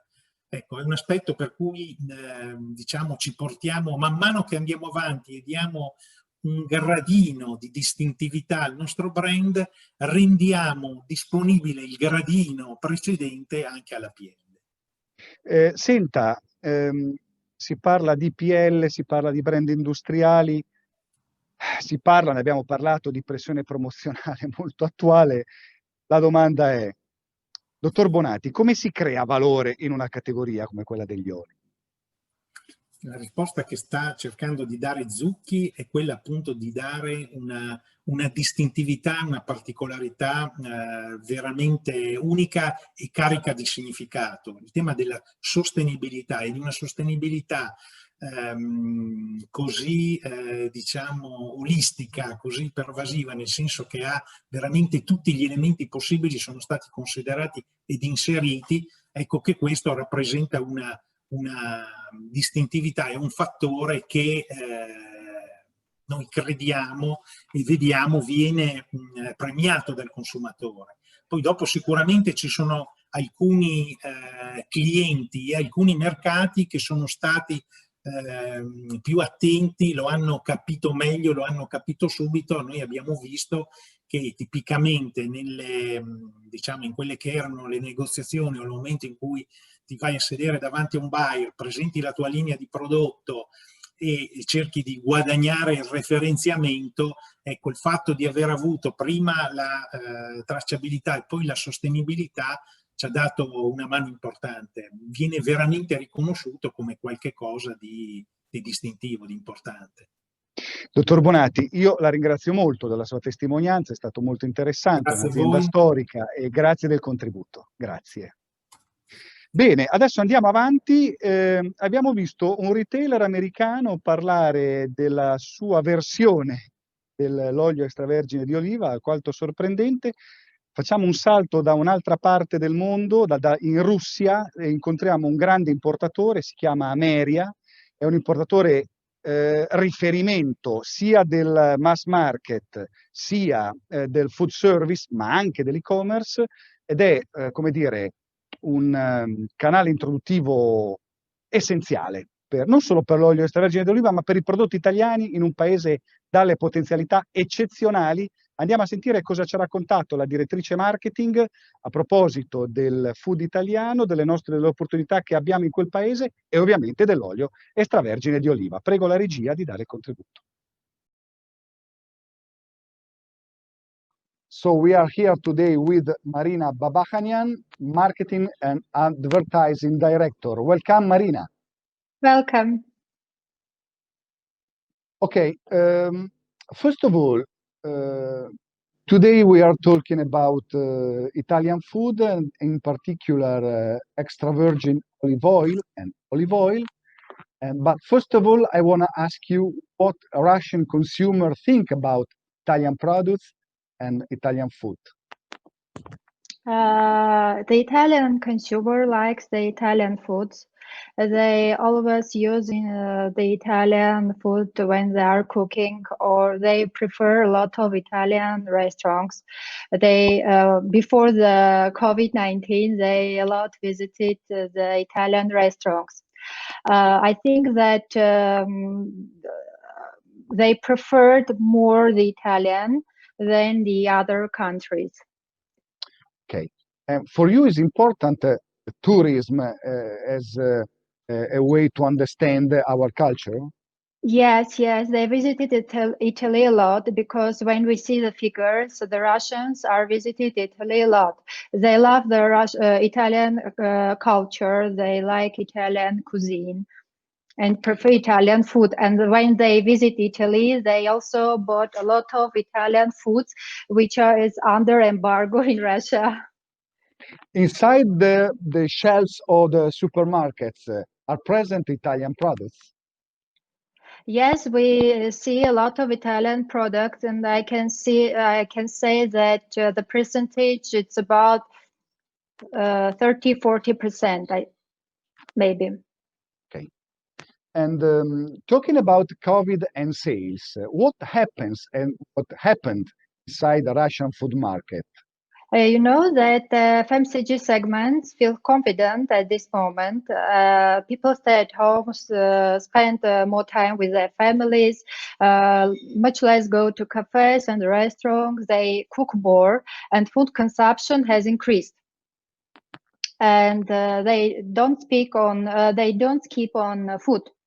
And according to Euromonitor, its analytic company, the category volume will increase by 7% in terms of value over the year. And I can see that the food market is among the other categories is least affected to COVID-19 situation. And we see that during April-August 2020, the cumulative category of grocery stores shows growth in contrast with other goods and services, which we can see on the chart. Okay. You work inside an important company. The name is Ameria. Ameria, yes. Talk about your company and which is the role of your company inside the Russian market. You know that Ameria is one of the leading importers and distributors in Russian Federation. We was founded in 1993, and it approximately 27 years we focused on developing and expanding the operations. We tapped it out the crisis of 1998, 2008, 2014, and became a well-known and very famous and biggest importer from more than very famous Italian brands like Monini, La Molisana, Crick, BioItalia, Ciro, and more other European brands. We have the beneficial and fruitful cooperation with many brands, more than 21 years. And our main segment, it's confectionery, premium chocolate, premium confectionery, canned food, and grocery. We also have, yes. And inside the Russian market, you are focused on retail, e-commerce. We focused on retail, e-commerce, food services. You know that we more in food retail and less in food services. We work with such large domestic and international chains like Metro, Cash and Carry, Auchan, Azbuka Vkusa, OK, and many others. We work also with the Italian cuisine restaurants, but not only with Italian, also in Armenian, Russian, and etc. And they also use Italian extra virgin olive oil. Okay, talking about extra virgin olive oil, I want to ask you if you are monitoring any growing interest on extra virgin olive oil, the Russian food market. Yes, we are monitoring the growing interest. As we can see on the chart, the total market of olive oil in Russia is growing, and the extra virgin olive oil is growing more than other olive oils. Okay, the Italian extra virgin olive oil has many competitors, and what distinctive traits can you see with other countries' products? I think that the distinctive traits with other countries is that the Italians have a lot of types of olives, and they have an art of creating an extra virgin olive oil with the same varieties, but just blending. And also they create a mono-blend extra virgin olive oil, which is specific for the particular region. And I think it is very, of course, it is very important also to have an affordable price in Russia, because the competition in Russia is very high. This is the problem. In Russian market, the main driver the buy, for the consumer buy is the price, the main driver. The price, yes. So price is very important. So Italian production has a problem in this situation. Sometimes yes, sometimes no. But because besides the price, also the Italian producer have to have some marketing budget.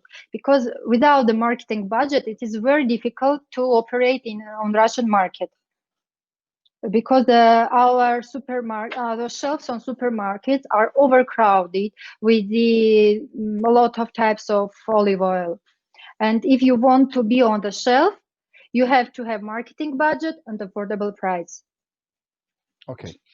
Talking about the all Italian offering, which are the most interesting categories for Russian market? It's olives and olive oil, I think. The Really? first is, yeah, then the chocolates. And more than pasta, more than tomatoes? Yes. You know, because pasta production, we have, also our company has pasta production in Russia. Also other brands like Barilla, they have the production in Russia. That's why we produce the pasta in Russia and less importing the pasta in Russia. Yes, you know that the refinery of Europe is close to you. Yeah, you know that we has a pasta production. We are the first in Russia to start the gluten-free spaghetti, gluten-free long pasta production in Russia, and it is our achievement here. Torniamo in diretta. Beh, sì, allora più avanti ci saranno altri interventi di importatori e retailer stranieri. Ci agganceremo a quello che abbiamo ascoltato dalla marketing manager di Ameria, perché poi, al di là delle tematiche italiane, di quelle che sono i tratti distintivi, il domani dell'olio extravergine italiano, c'è anche un tema di competitività internazionale che è già introdotto nel webinar, ma che sarà il tema dominante nei prossimi interventi e che secondo me è giusto e doveroso approfondire all'interno di questo ambito. Ora presento un altro produttore italiano, live, che è l'oleificio Pantaleo, e parliamo con il dottor Massimo Occhinegro, che è Export Manager, a cui do il benvenuto al nostro webinar. Dottor Occhinegro, buonasera e benvenuto. Grazie, buonasera a tutti e grazie per l'invito in questo importante e interessante webinar. Bene, allora, Pantaleo è un'azienda storica, come lo sono anche le altre, e avete anche voi superato abbondantemente i 100 anni di vita e di storia. Qual è, in mezzo a tanta qualità, a tanta attività, in termini di marketing, di studio, sostenibilità, tracciabilità, qual è l'elemento distintivo dell'oleificio Pantaleo rispetto all'offerta italiana? Grazie per questa domanda. Diciamo che la nostra azienda ha una peculiarità rispetto a tante altre, intanto la location, cioè dove siamo posizionati, dove siamo situati. Noi siamo nel territorio pugliese, che è il principale bacino di utenza dell'olio d'oliva in Italia. La Puglia produce all'incirca il 60% della produzione nazionale e quindi abbiamo una storia di 130 anni, quindi diciamo che abbiamo superato sì abbondantemente i 100 anni e dal 2008 abbiamo anche intrapreso una strada importante che è quella di coprire tutta la filiera produttiva. Quindi è stata creata una società che è la Pantaleo Agricoltura SRL, dove abbiamo 160 ettari, dove abbiamo avviato appunto dal 2008 una produzione propria di oliveto per garantire la produzione dalla materia prima, le olive, fino ad arrivare poi al prodotto finito che sono i nostri prodotti di punta, su cui noi ci teniamo molto al prodotto italiano, ci teniamo molto al nostro territorio. La Puglia, diciamo, è diventata nel corso degli anni una importante regione, una importante realtà. Ho sentito gli altri relatori, adesso c'è la nuova denominazione di origine pugliese, quindi olio di Puglia, e noi siamo stati gli ambasciatori primi a scommettere, a voler introdurre quest'olio, perché chiaramente è giusto che anche la nostra produzione abbia una conoscenza, diciamo, non solo nazionale ma anche globale. Noi possiamo rassicurare i nostri interlocutori, il trade e i nostri consumatori, che ovviamente possono benissimo controllare tutta la nostra produzione. Abbiamo anche il QR code sulle bottiglie, dove chiaramente si può vedere tutta la storia di quell'olio, quindi vedendo le analisi, vedendo anche il panel test, eccetera, i giudizi, vedendo l'appezzamento da cui è stato prodotto quell'olio. E quindi questo credo che sia una garanzia e una diciamo, trasmissione di fiducia a tutti, al trade e al consumatore. Poi chiaramente per distinguersi nel settore dell'olio non è facile, quindi siamo stati tra le prime aziende intanto a investire, e abbiamo investito molto recuperando anche dei terreni incolti, dei terreni o comunque abbandonati, oliveti abbandonati, e abbiamo investito molto ci abbiamo creduto, e siamo tra le poche aziende italiane che hanno fatto questo, un po' come si è fatto nelle grandi famiglie del vino. E noi stiamo praticamente replicando quello che è stato fatto nel settore del vino, perché crediamo che il futuro debba essere quello di un controllo completo della filiera per garantire alla fine il consumatore, che poi è il nostro driver, il nostro riferimento. Da un punto di vista, diciamo, delle nostre attenzioni, perché le nostre attenzioni, diciamo, un'altra caratteristica è quella della efficienza, della efficacia del nostro. Noi abbiamo un service, cioè noi siamo molto attenti all'interlocutore, al trade, al retail, quindi siamo problem solving, siamo sempre dietro con tutto il nostro team, siamo una squadra diciamo molto affiatata, e quindi ognuno con le proprie competenze riesce a sopperire a qualsiasi richiesta da parte del trade e anche da parte del consumatore quando occorre. Quindi diciamo che queste sono le valenze, le distinzioni, ciò che ci distingue magari rispetto ad altre, e non sottovaluterei questo aspetto appunto della quick action, cioè dell'azione rapida di intervento, perché per noi, tra l'altro poi noi abbiamo anche molte private label, per noi è molto importante avere un rapporto stretto con i nostri clienti, che abbiamo ormai da 30-40 anni, e quindi se i nostri clienti durano così tanto ci sarà pure una ragione, no? Perché chiaramente non siamo per la politica del mordi e fuggi, siamo per il going concern, per la continuità. Ci impegniamo a curare i rapporti non solo professionali e di affari con i nostri clienti, ma diventano dei veri e propri partner, e noi diciamo, abbiamo molta empatia nei loro confronti, perché capiamo le loro esigenze e cerchiamo per quanto ci è possibile di andare incontro. Senta, dottor Occhienegro, la storia di Pantaleo nel panorama nazionale ha preso a un certo punto nel passato una chiara direzione verso l'estero. Non solo perché in Italia, soprattutto nel sud, avete delle solide presenze in alcune regioni soprattutto, però verso l'estero siete stati una sorta di pionieri in certi ambiti. Ecco, quali sono i paesi dove avete sviluppato i maggiori presidi in tutto questo tempo, e quali relazioni avete saputo sviluppare in tutti questi anni tra i brand espressione della vostra produzione, citava anche le private label prima, e dei consumatori dei paesi dove siete presenti? Ma guardi, chiaramente la nostra struttura, la nostra azienda ha attirato l'attenzione diciamo, di partner di grosse società, di multinazionali, che ci hanno aiutato molto a conquistare determinati mercati molto importanti, che sono molto attenti alla qualità del prodotto, che per noi è il principale fattore, quindi di concorrenza.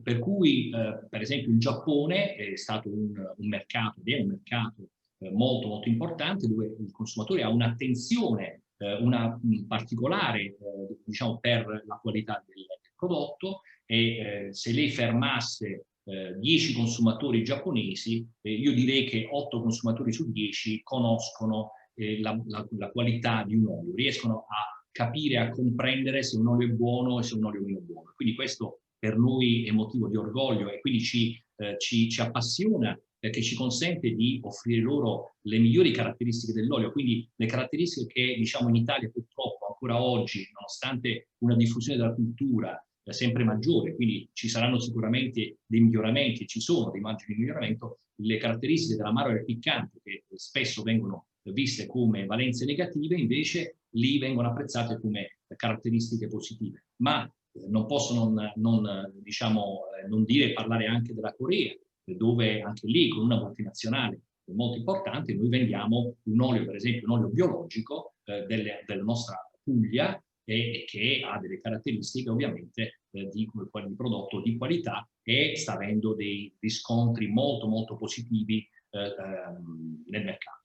Quindi diciamo che noi poi cerchiamo di andare incontro a quelle che sono le esigenze e i gusti anche del consumatore del paese di riferimento, e quindi nel tempo abbiamo anche modificato leggermente, no? le caratteristiche organolettiche dell'olio, perché il consumatore nel tempo, a seconda in ogni paese c'è un ciclo di vita e di sviluppo, quindi c'è una fase di introduzione, una fase di sviluppo e una fase di maturità. Quindi chiaramente anche lì il prodotto è stato introdotto in un certo modo, è stato man mano si sono resi necessari l'introduzione di altri nuovi prodotti, sempre più per cercare di andare incontro a quelle che sono le esigenze di questi mercati. Ovviamente c'è il mercato americano, ma c'è il mercato indiano, dove anche siamo leader del mercato, dove siamo stati pionieri a lanciare il prodotto. Prima di noi non c'era nessuno, l'olio d'oliva aveva un vissuto di olio per massaggi, per cui noi siamo stati i pionieri, abbiamo introdotto l'olio d'oliva, abbiamo spiegato le caratteristiche, e quello è stato un grande lavoro che è stato fatto in un paese comunque enorme, in un paese con peculiarità, soprattutto hanno un'attenzione per la loro cucina, no? Perché ci sono dei determinati paesi, non per esempio gli Stati Uniti, non hanno una propria espressione culinaria famosa, ma ci sono altri paesi come appunto sopra citato Giappone, ma anche la Cina e anche l'India, che hanno una loro peculiarità, una loro cucina e sono orgogliosi della loro cucina, per cui noi siamo entrati sempre in punta di piedi, perché non dobbiamo invadere con il nostro prodotto, dobbiamo spiegare che il nostro prodotto ha determinate valenze, dobbiamo spiegare come utilizzarlo e anche utilizzarlo, cercare di introdurlo anche nella loro cucina senza coprire i gusti. D'altra parte, se noi importassimo un prodotto tipico, che so io, giapponese, nella nostra cucina, noi difficilmente lo useremmo come ingrediente in una pasta alla matriciana. Quindi, logicamente, dobbiamo cercare un attimo di non essere aggressivi. Noi dobbiamo cercare di spiegare, di dare i consigli e di introdurre tutti i prodotti della gamma, non solo quindi l'olio extravergine oliva, ma anche l'olio di oliva e anche l'olio di Sansa, quindi tutta la famiglia, i moschettieri, chiamo io, della gamma degli oli, che sono sempre degli oli che hanno delle peculiarità eccellenti.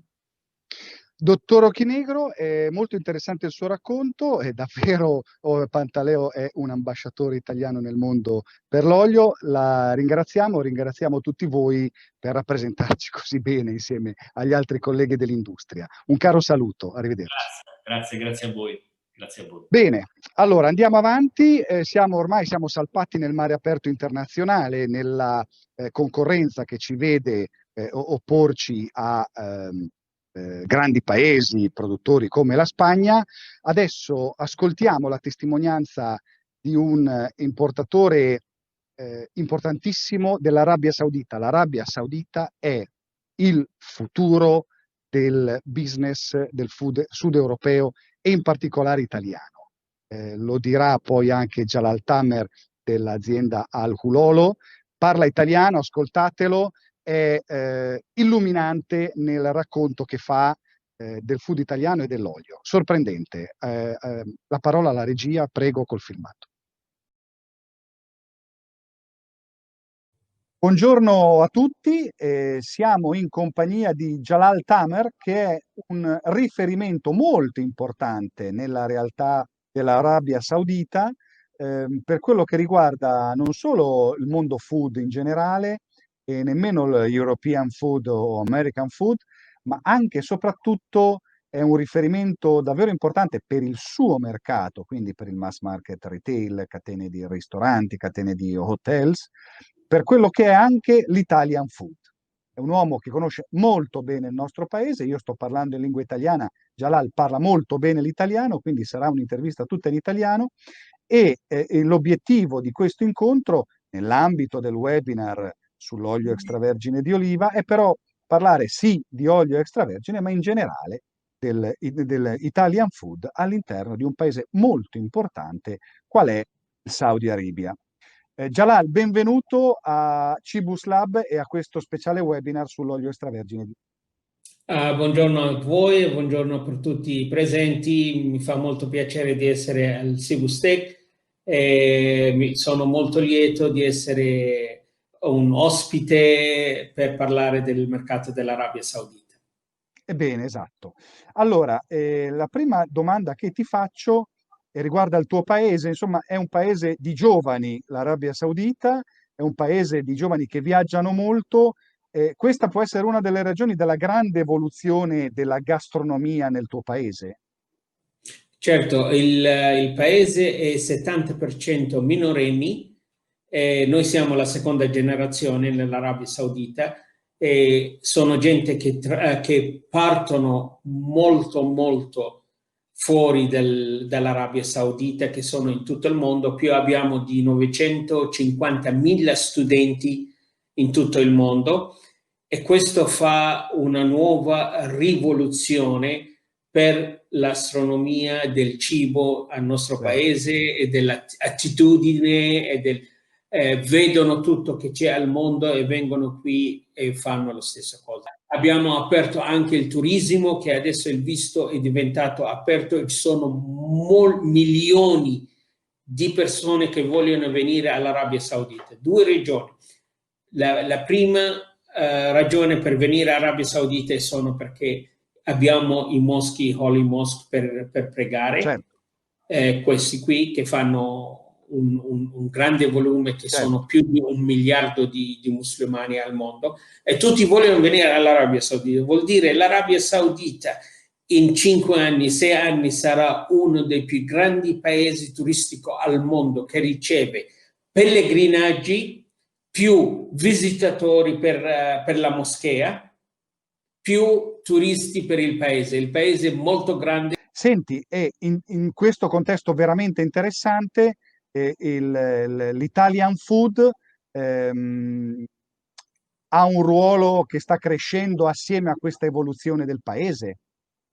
Certamente, l'Italian food prima di tutto è un food mediterraneo e noi siamo molto mediterranei, gente di Mediterraneo, abbiamo la stessa traduzione nel cibo.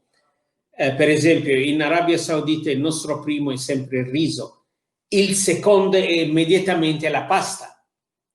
Vuol dire tu parli di un sapore italiano, arabo, mediterraneo. E ascolta, e tu vedendo questa grande evoluzione tanti anni fa, l'hai capita prima di tanti altri e oggi tu sei la principale connessione tra il nostro mondo e il tuo paese, quindi la tua azienda è un punto di riferimento importante per l'Italian food. Sì, noi siamo i più grandi importatori di prodotti italiani che non entrano nel prodotto normale, entrano nel prodotto gourmet. Sempre portiamo prodotti molto di qualità, prodotti congelati, prodotti freschi, Abbiamo in 9 mesi abbiamo fatto entrare nuovi prodotti italiani nel mercato di Arabia Saudita, 9 aziende italiane che sono entrati in questi 9 mesi. Vuol dire ogni mese un'azienda. Sono tante.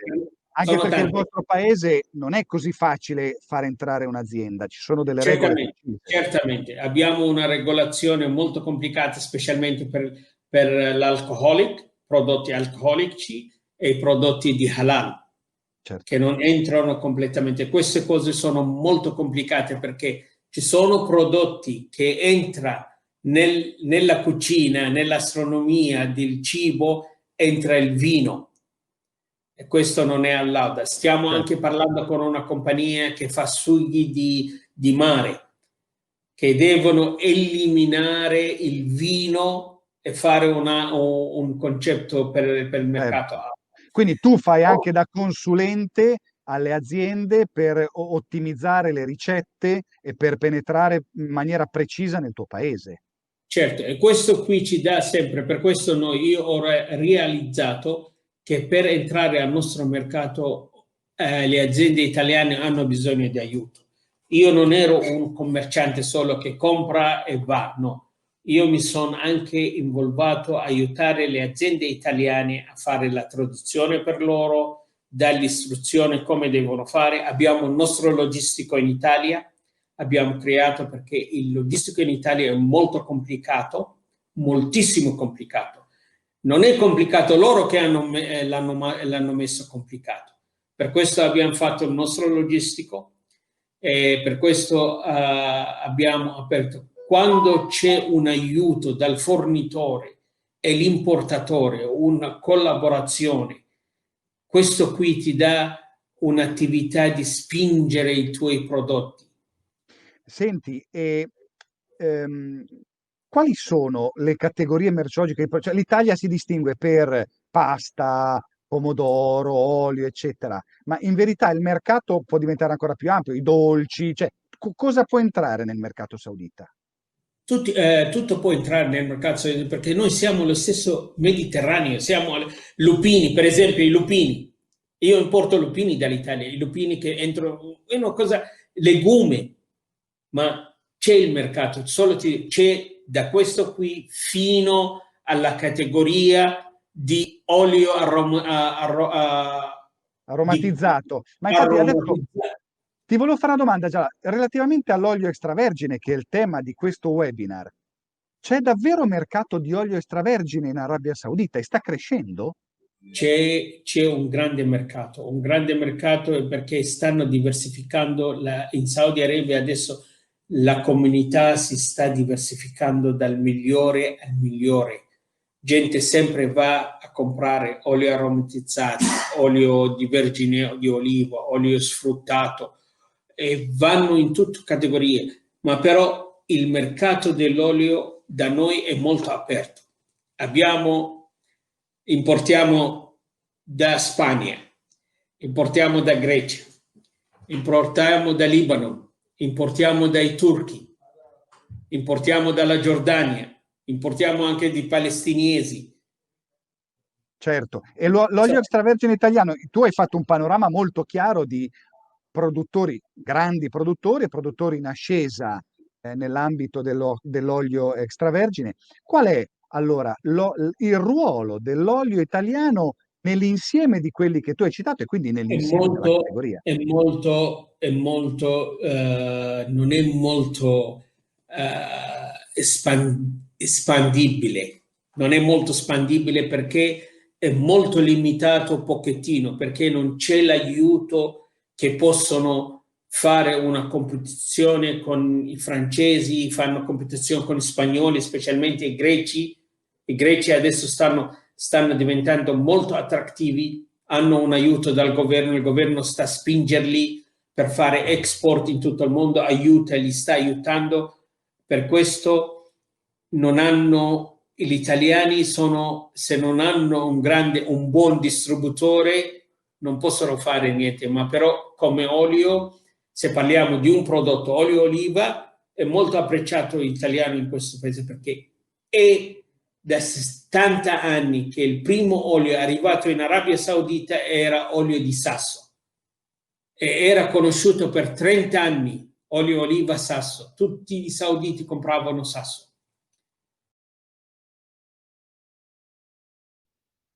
Bene, ancora in diretta abbiamo ascoltato la testimonianza di Jalal Tamer, un paese molto interessante in evoluzione. Si capisce che laddove i territori sono vergini, soprattutto le regioni del mondo che toccano il bacino del Mediterraneo, ovviamente gli interessi all'acquisto anche a paesi, a noi concorrenti ci sono tutti. Adesso torniamo invece in Europa e andiamo ad ascoltare la testimonianza di un retailer francese ed è molto interessante ascoltare come manager di un paese maturo e saturo in termini di retail parla dell'olio extravergine italiano.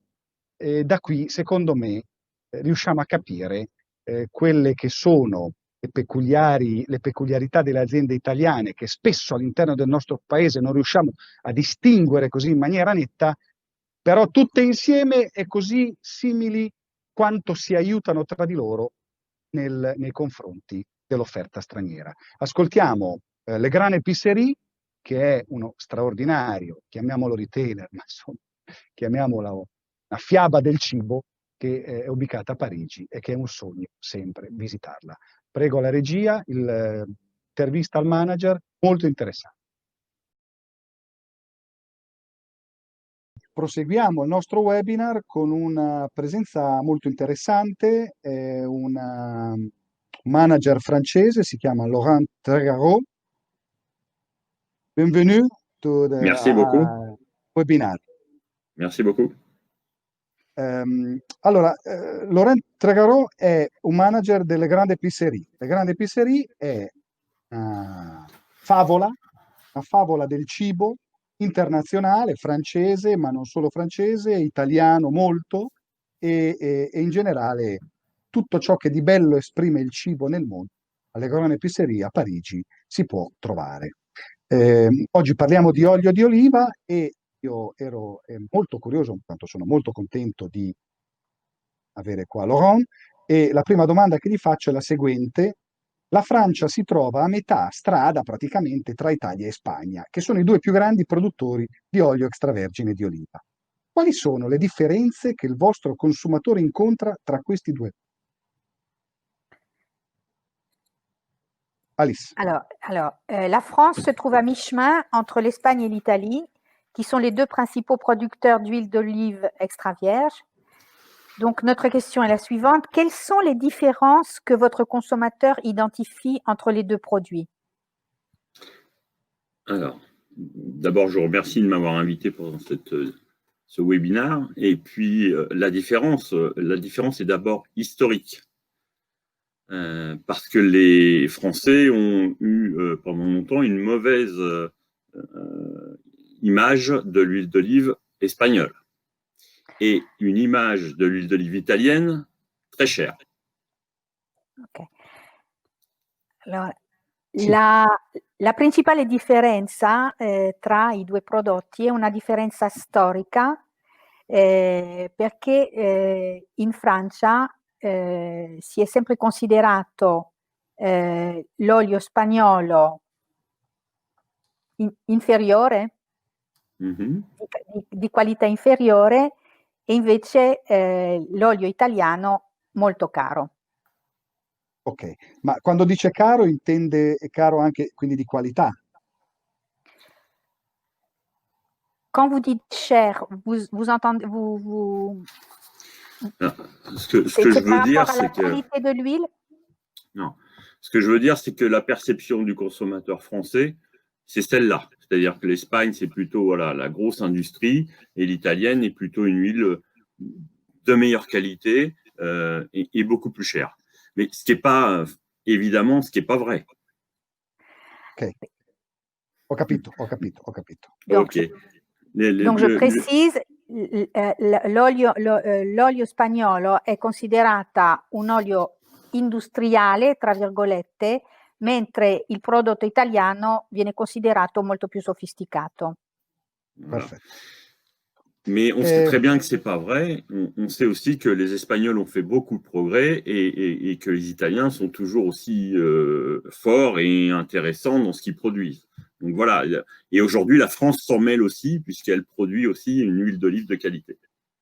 Ok, questo a priori francese sappiamo benissimo che non è vero, perché gli spagnoli negli anni hanno fatto un prodotto veramente valido e che comunque il prodotto italiano è estremamente interessante.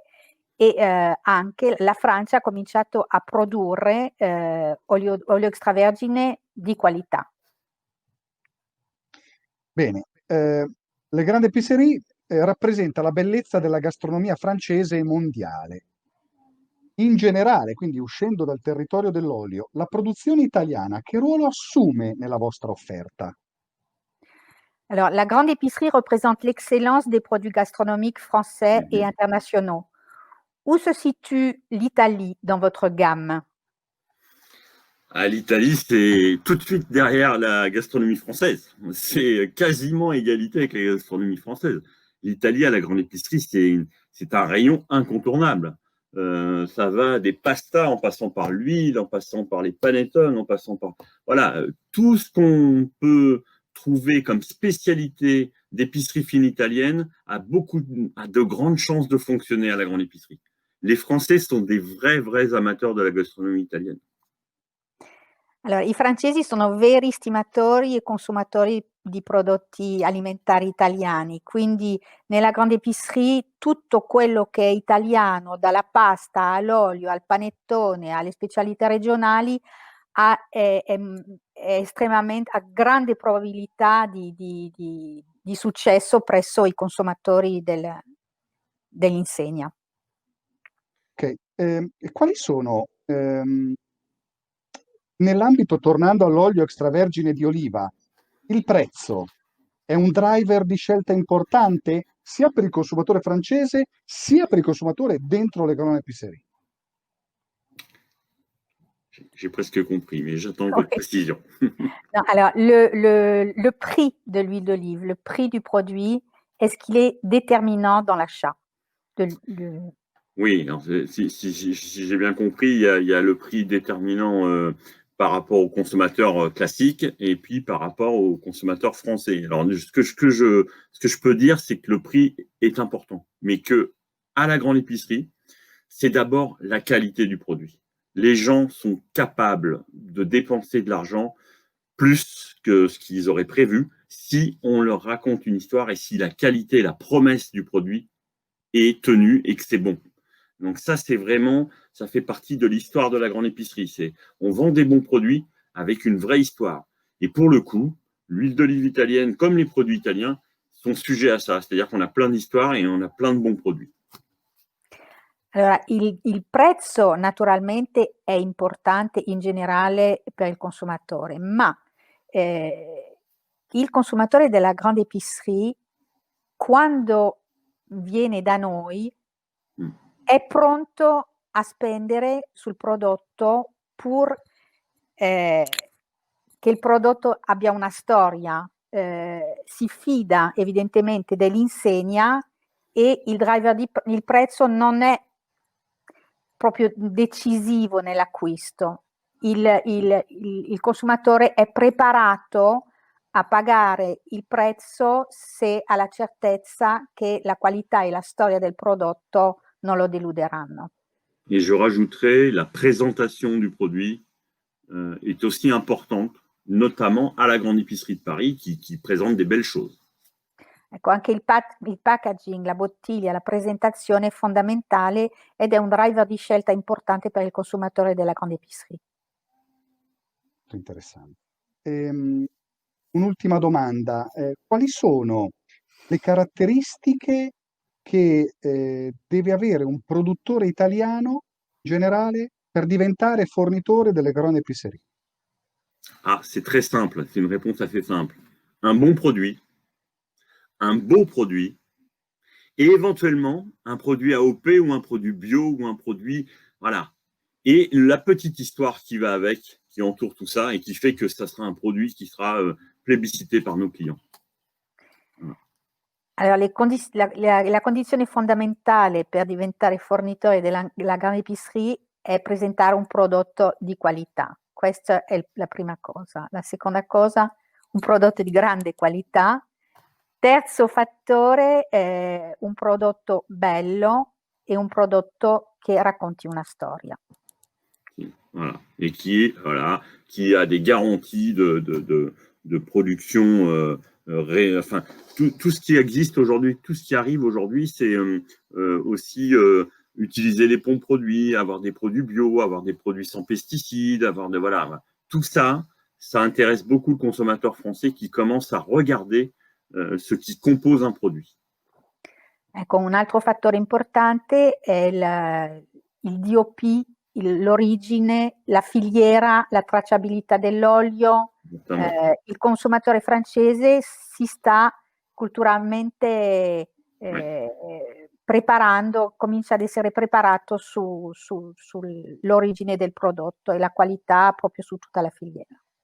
À partir du moment où il a tout ça, il est capable, justement, vous parliez prix tout à l'heure, il est capable de mettre un prix plus élevé parce qu'il aura tous ces éléments-là. Ecco, se il consumatore è certo di avere un prodotto che corrisponde alle sue attese di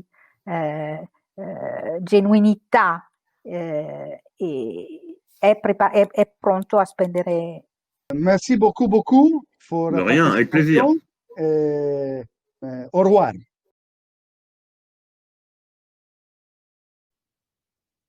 Bene, ancora in diretta, non posso non ringraziare la traduzione di Alice Basanté, preziosissima e strategica, perché ci ha permesso di scoprire un mondo, quello francese, tanto vicino a noi, tanta qualità francese, ma anche tanta qualità italiana.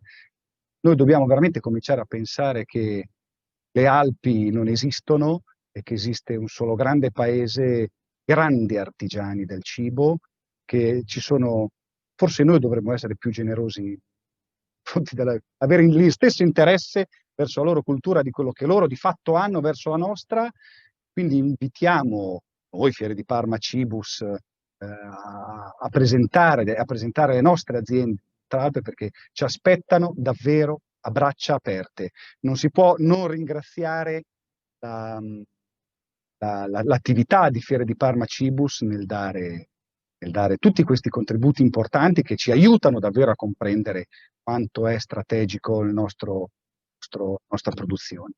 Voi dovrete anche scusare pochissimo francese, veramente ridicolo alla Totò, ma insomma. Allora, era per quello che c'era Alice, che ringrazio un'altra volta. Andiamo avanti e passiamo a un altro grande paese, via di grande evoluzione, misteriosissimo. Ascolterete delle affermazioni che a me hanno sorpreso molto e che dopo ne parliamo. I Focus Food, Cina, e adesso sentiamo Maggie G. China is a huge country which lifestyle changes from the main cities to the villages. And in particular, there are cities known as first-tier cities, and many others recently upgraded to new first-tier cities. And we are talking about 19 urban cities with 300 million people, and so 300 consumers. As United States, these consumers, as are developed, have a relationship with US, Australia, and European people, and they like Western culture, and inside it there is also Italian one. Today we are talking with Maggie Jean, a Focus Food manager, an imported food importer, and we try to understand more about the relationship between Italian food and Chinese consumer. Can you explain us something about your company, a brief profile of your company? Okay, no problem. We are an importer and distributor, mainly based in Shanghai, but we cover the whole China because we have a branch office in Beijing and Shenzhen, and also have more than 80 sub-distributors over China.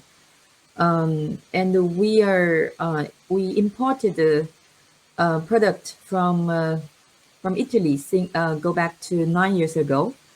Import some olive oil, pasta, polenta, a lot of things. And also from Spain and Australia, and about 8 countries. We are mainly supplying hotels, airline, cruise, bakery shop, all the food service channel, and also retailer and the e-commerce channel. So this is roughly what we do. Okay. The Chinese consumer likes made in Italy foods, but how Chinese consumer, how can use the extra virgin olive oil? How is the develop of this consumer towards this type of product? I think consumer, most of the Chinese people, I mean, in big city, Shanghai, Beijing, Shenzhen, Guangzhou, the big city, first level city, most of the people know olive oil, but maybe they don't know exactly extra virgin, pomace, or pure. Maybe in Italy, most of the people use extra virgin, but in China, some people use, maybe restaurants use the pomace. But in retail channel, extra virgin is the main item. I think people know the image of Chinese. They think extra virgin olive oil is very healthy. So I think maybe olive oil is the very earlier, I mean, they enter China market very earlier. In my mind, maybe more than 15 years. So people know that olive oil is a very good oil. They are, if they afford, they are willing to pay for the money to buy it. But the brand is a lot. Spain, from Italy, and also Chinese company buy the oil from Mediterranean country and bottled in China. We see a lot of very big brand. I mean, portion. I mean, the sales market share is very high. Some brand like Weilan, Olivier, and another is the Pink File. One is from they all made Pink Leaf. They are imported from Spain, and the other one, Weilan, is made in China, bottled in China. So their volume is quite big. A question. Consumers and also traders understand the difference between Italian extra virgin olive oil and the others one? Not very well, I think. Not very well. I think they have very good image about extra virgin olive oil from Italy. But when they go to supermarket, maybe they will not so sensitive with the country. Usually they will see the front label, extra virgin oil. When they see the price, because some Spanish one is maybe cheaper. And I think they don't know exactly what's the difference. Okay. Usually, and another thing is the taste. Usually Spanish oil is more maybe mild. Italian is more strong. But for Chinese people, maybe at the first beginning, they will more easily to choose some mild one. Then so this is, but this is not the. I think usually they will see the bottle price. This is more important. Okay, so marketing is the main driver. Is marketing. Yeah. Okay, wonderful. Maggie, thank you so much for your testimony. Bene, torniamo in diretta e che dire, paese enorme, 1.400.000.000 di persone, di trasformazione. Lei parla di tantissimo tempo ed erano 13-14 anni fa, per loro è tantissimo tempo, segno del fatto che noi che siamo centenari probabilmente il tempo abbiamo perso la cognizione e che dire, imbottigliano l'olio, game set match mi verrebbe, ragazzi, è incredibile. Bene, è un grande paese, abbiamo tanto da fare noi, dobbiamo lavorare perché di spazio ne abbiamo ancora.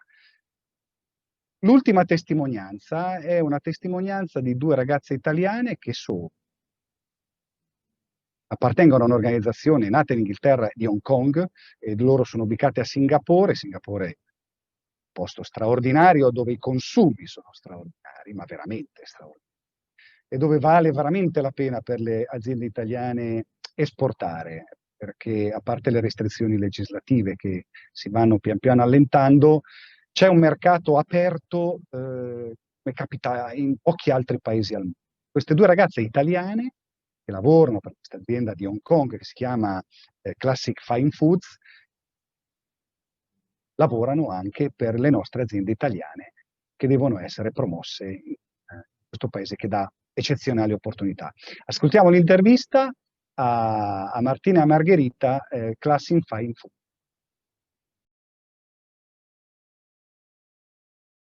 Adesso abbiamo due ospiti molto gradite che appartengono a un'organizzazione nata in UK, però oggi ubicata come headquarter a Hong Kong. È un'organizzazione molto interessante, si chiama Classic Fine Foods e si occupa distribuzione di prodotti alimentari internazionali, europei, quindi anche italiani, di un certo livello, una certa caratterizzazione, molto rivolto al B2B, inteso però come, non dico alta ristorazione, qualche cosa che ha molto a che fare con un cibo di qualità. Questo concetto, questa azienda l'ha saputo espandere negli hub che sono tipici del mondo inglese, ovvero Dubai, e gli Emirati Arabi, e poi Singapore e di conseguenza macchia su tutta l'Asia. Oggi ha diverse sedi, tra cui una a Singapore, dove lavorano due brillanti ragazze italiane che sono Martina e Margherita, a cui do il benvenuto. Buongiorno. Allora, Martina e Margherita, voi lavorate per Classic Fine Foods a Singapore. Esatto. Raccontateci cosa fa Classic Fine Foods a Singapore. Classic Fine Food è un supplier di prodotti europei. Abbiamo due sezioni, una si occupa di food service e quindi ha tutta la catena Horeca, quella che in italiano definiamo Horeca, e si occupa anche di retail e quindi di essere presenti con prodotti europei in supermercati, ipermercati e online. Qual è il percepito dell'Italian food a Singapore? Il prodotto italiano di ristorazione è presente in città da diversi decenni, ma nell'ultimo periodo c'è stata un'accelerazione e anche un'educazione da parte degli chef e dei ristoratori in modo da creare una coscienza e una conoscenza più profonda da parte del singaporeano nei confronti dei veri prodotti italiani, quindi è anche grazie agli chef che possiamo dire che alcuni dei locali riescono a riconoscere o ad apprezzare il vero prodotto italiano. L'azienda come forma il processo decisionale di acquisto? Chi decide gli assortimenti da offrire poi nei vari mercati della vostra azienda? Questo viene fatto in due modi, uno a livello headquarter, e quindi è una decisione a livello di tutta la compagnia, e una invece dipende dalle esigenze dei singoli mercati e di cosa hanno bisogno. Parliamo di olio extravergine di oliva, che è il focus di questo webinar. Esiste consenso intorno a questo prodotto per il consumatore di Singapore? E poi, domanda immediatamente successiva, riusciamo noi italiani, la nostra offerta, a distinguerci rispetto a oli di diversi altri paesi? È importante e gratificante da italiana affermare che l'olio extravergine di oliva italiano è percepito dal punto di vista del consumatore finale come un prodotto di alta qualità. I prodotti italiani godono di questa percezione o posizionamento nell'ambito dell'olio, credo per una questione di buon marketing che c'è stato fin dall'inizio e quindi percepito l'olio italiano ad un certo livello comparato con oli magari con altri oli europei che sono percepiti in maniera un po' meno elevata, se così possiamo dire. Sì, meno distintiva, meno qualitativa. L'elemento della tradizione che viene inserito spesso nelle attività di marketing delle aziende olearie, che è oggettiva, è un qualche cosa che influisce nel processo di scelta dei consumatori e anche dei traders, e quindi di coloro che comprano per i consumatori. Cioè, la storia delle famiglie che sono oggi grandi aziende, che nelle loro attività di marketing manifestano in maniera palese, è utile per sopperire magari a delle differenze di prezzo qualche volta? Lo storytelling è importantissimo, sia a livello di retail sia a livello di food service. Per il food service, magari Martina per il food service, allora, ci sono due elementi, nel senso che la tradizione e il produttore, la storia con il produttore è molto importante, perché lo chef innanzitutto è una persona umana e ha delle preferenze anche solo perché magari il produttore o la produzione o un marchio in particolare lo colpisce maggiormente, e quindi c'è chef Mario che usa solo XY perché sono convinto che questo signore fa le cose come si devono. Quindi è molto importante anche sapere qual è la storia di un marchio e qual è la tradizione. E un'altra cosa che ci differenzia dagli altri è che in Italia possiamo godere di una quantità di cultivar che è incomparabile con altri paesi del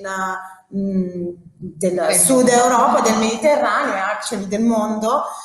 Quindi pensate che anche solo noi qua a Classic Fine Food Singapore abbiamo in casa, teniamo almeno 4 cultivar diversi, perché c'è lo chef che preferisce un olio Taggiasca della Liguria e un altro che invece ha più gusti più forti e ha bisogno di un olio siciliano, e quindi è decisamente una cosa che ci distingue dal resto dei produttori di olio attualmente. Sentite, un produttore italiano di olio, ma non solo di olio, che cosa deve fare se si volesse presentare alle porte di Classic Fine Foods per proporsi come prodotto da inserire nell'assortimento a livello internazionale?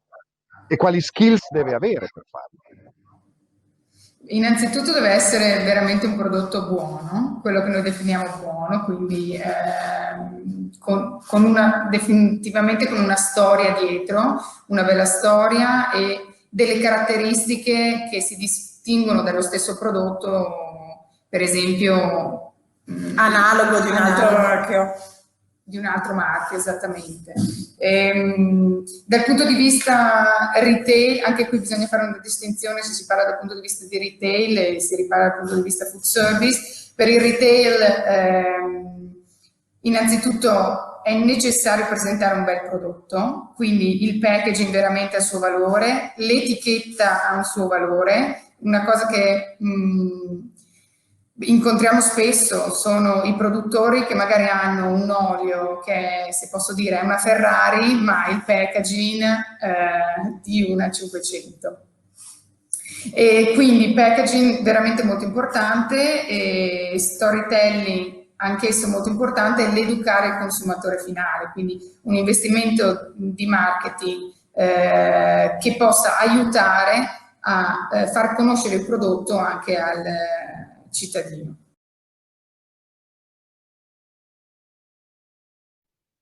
Bene, siamo di nuovo in diretta, siamo alle conclusioni. Io ringrazio tutti gli ascoltatori, i videoascoltatori, sono ancora veramente tantissimi. Che dire, abbiamo fatto un grande sforzo. Fiere di Parma Cibus, tutta la sua esperienza, la sua reputazione nel mondo ci permette davvero di raggiungere tutti i retailers e di scegliere i racconti da portare alla industria di produzione italiana. È quello che ci stiamo proponendo di fare cultura alle nostre aziende e soprattutto far conoscere le nostre aziende nel mondo. Fiere di Parma ha una lunga storia una lunga reputazione che riesce a mettere a moneta per voi, per le aziende di produzione. Stiamo cercando di realizzarlo facendo dei contenuti che siano dinamici, che facciano cultura, ma facciano cultura anche nel panorama distributivo nazionale. Noi siamo un grande paese, esistono fior di aziende del retail che lavorano in maniera impeccabile, periodo non semplice. Le relazioni tra industria e retail non sono sempre semplici in casa. L'esportazione è un'attività, parlo del panorama non tanto dell'olio, ma del panorama internazionale, piuttosto giovane. Diciamo che negli ultimi 10 anni abbiamo fatto passi da gigante, ma passi da gigante dobbiamo ancora fare. L'obiettivo di Cibus, noi di GDO News, che siamo invece più focalizzati nella cultura del mercato nazionale retail, è proprio quella di portare conoscenza delle vostre grandi, straordinarie attività di produzione industriale al retailer nazionale e internazionale. Speriamo di farlo nella miglior maniera, ci stiamo provando, il format ormai è questo, ne faremo altre 10 di puntate nel 2021, il format, lo ripeto, non si allontanerà dalla lingua italiana e dall'intervista in inglese, verrà poi tutto portato su YouTube, sottotitolato in un inglese decisamente buono, in modo da poi trasferire a tutta la mailing list di Cibus, migliaia di indirizzi, tutto ciò che l'industria di produzione fa e racconta attraverso la piattaforma Cibus Lab. Da Andrea Meneghini, da GDO News, da Fiere di Parma, da IRAI che collabora con noi, un saluto, al prossimo anno, il 26 di gennaio ci vediamo, parleremo di Prima Colazione. Ringrazio, poi chiudo, tutti gli ospiti della trasmissione, tutti i manager di queste grandi e bellissime aziende dell'olio extravergine, manager del retail stranieri, della loro interessantissima partecipazione, e i nostri italiani bravissimi, in battaglia, con profitto, a lavorare. Un augurio da Andrea Meneghini, un saluto a tutti.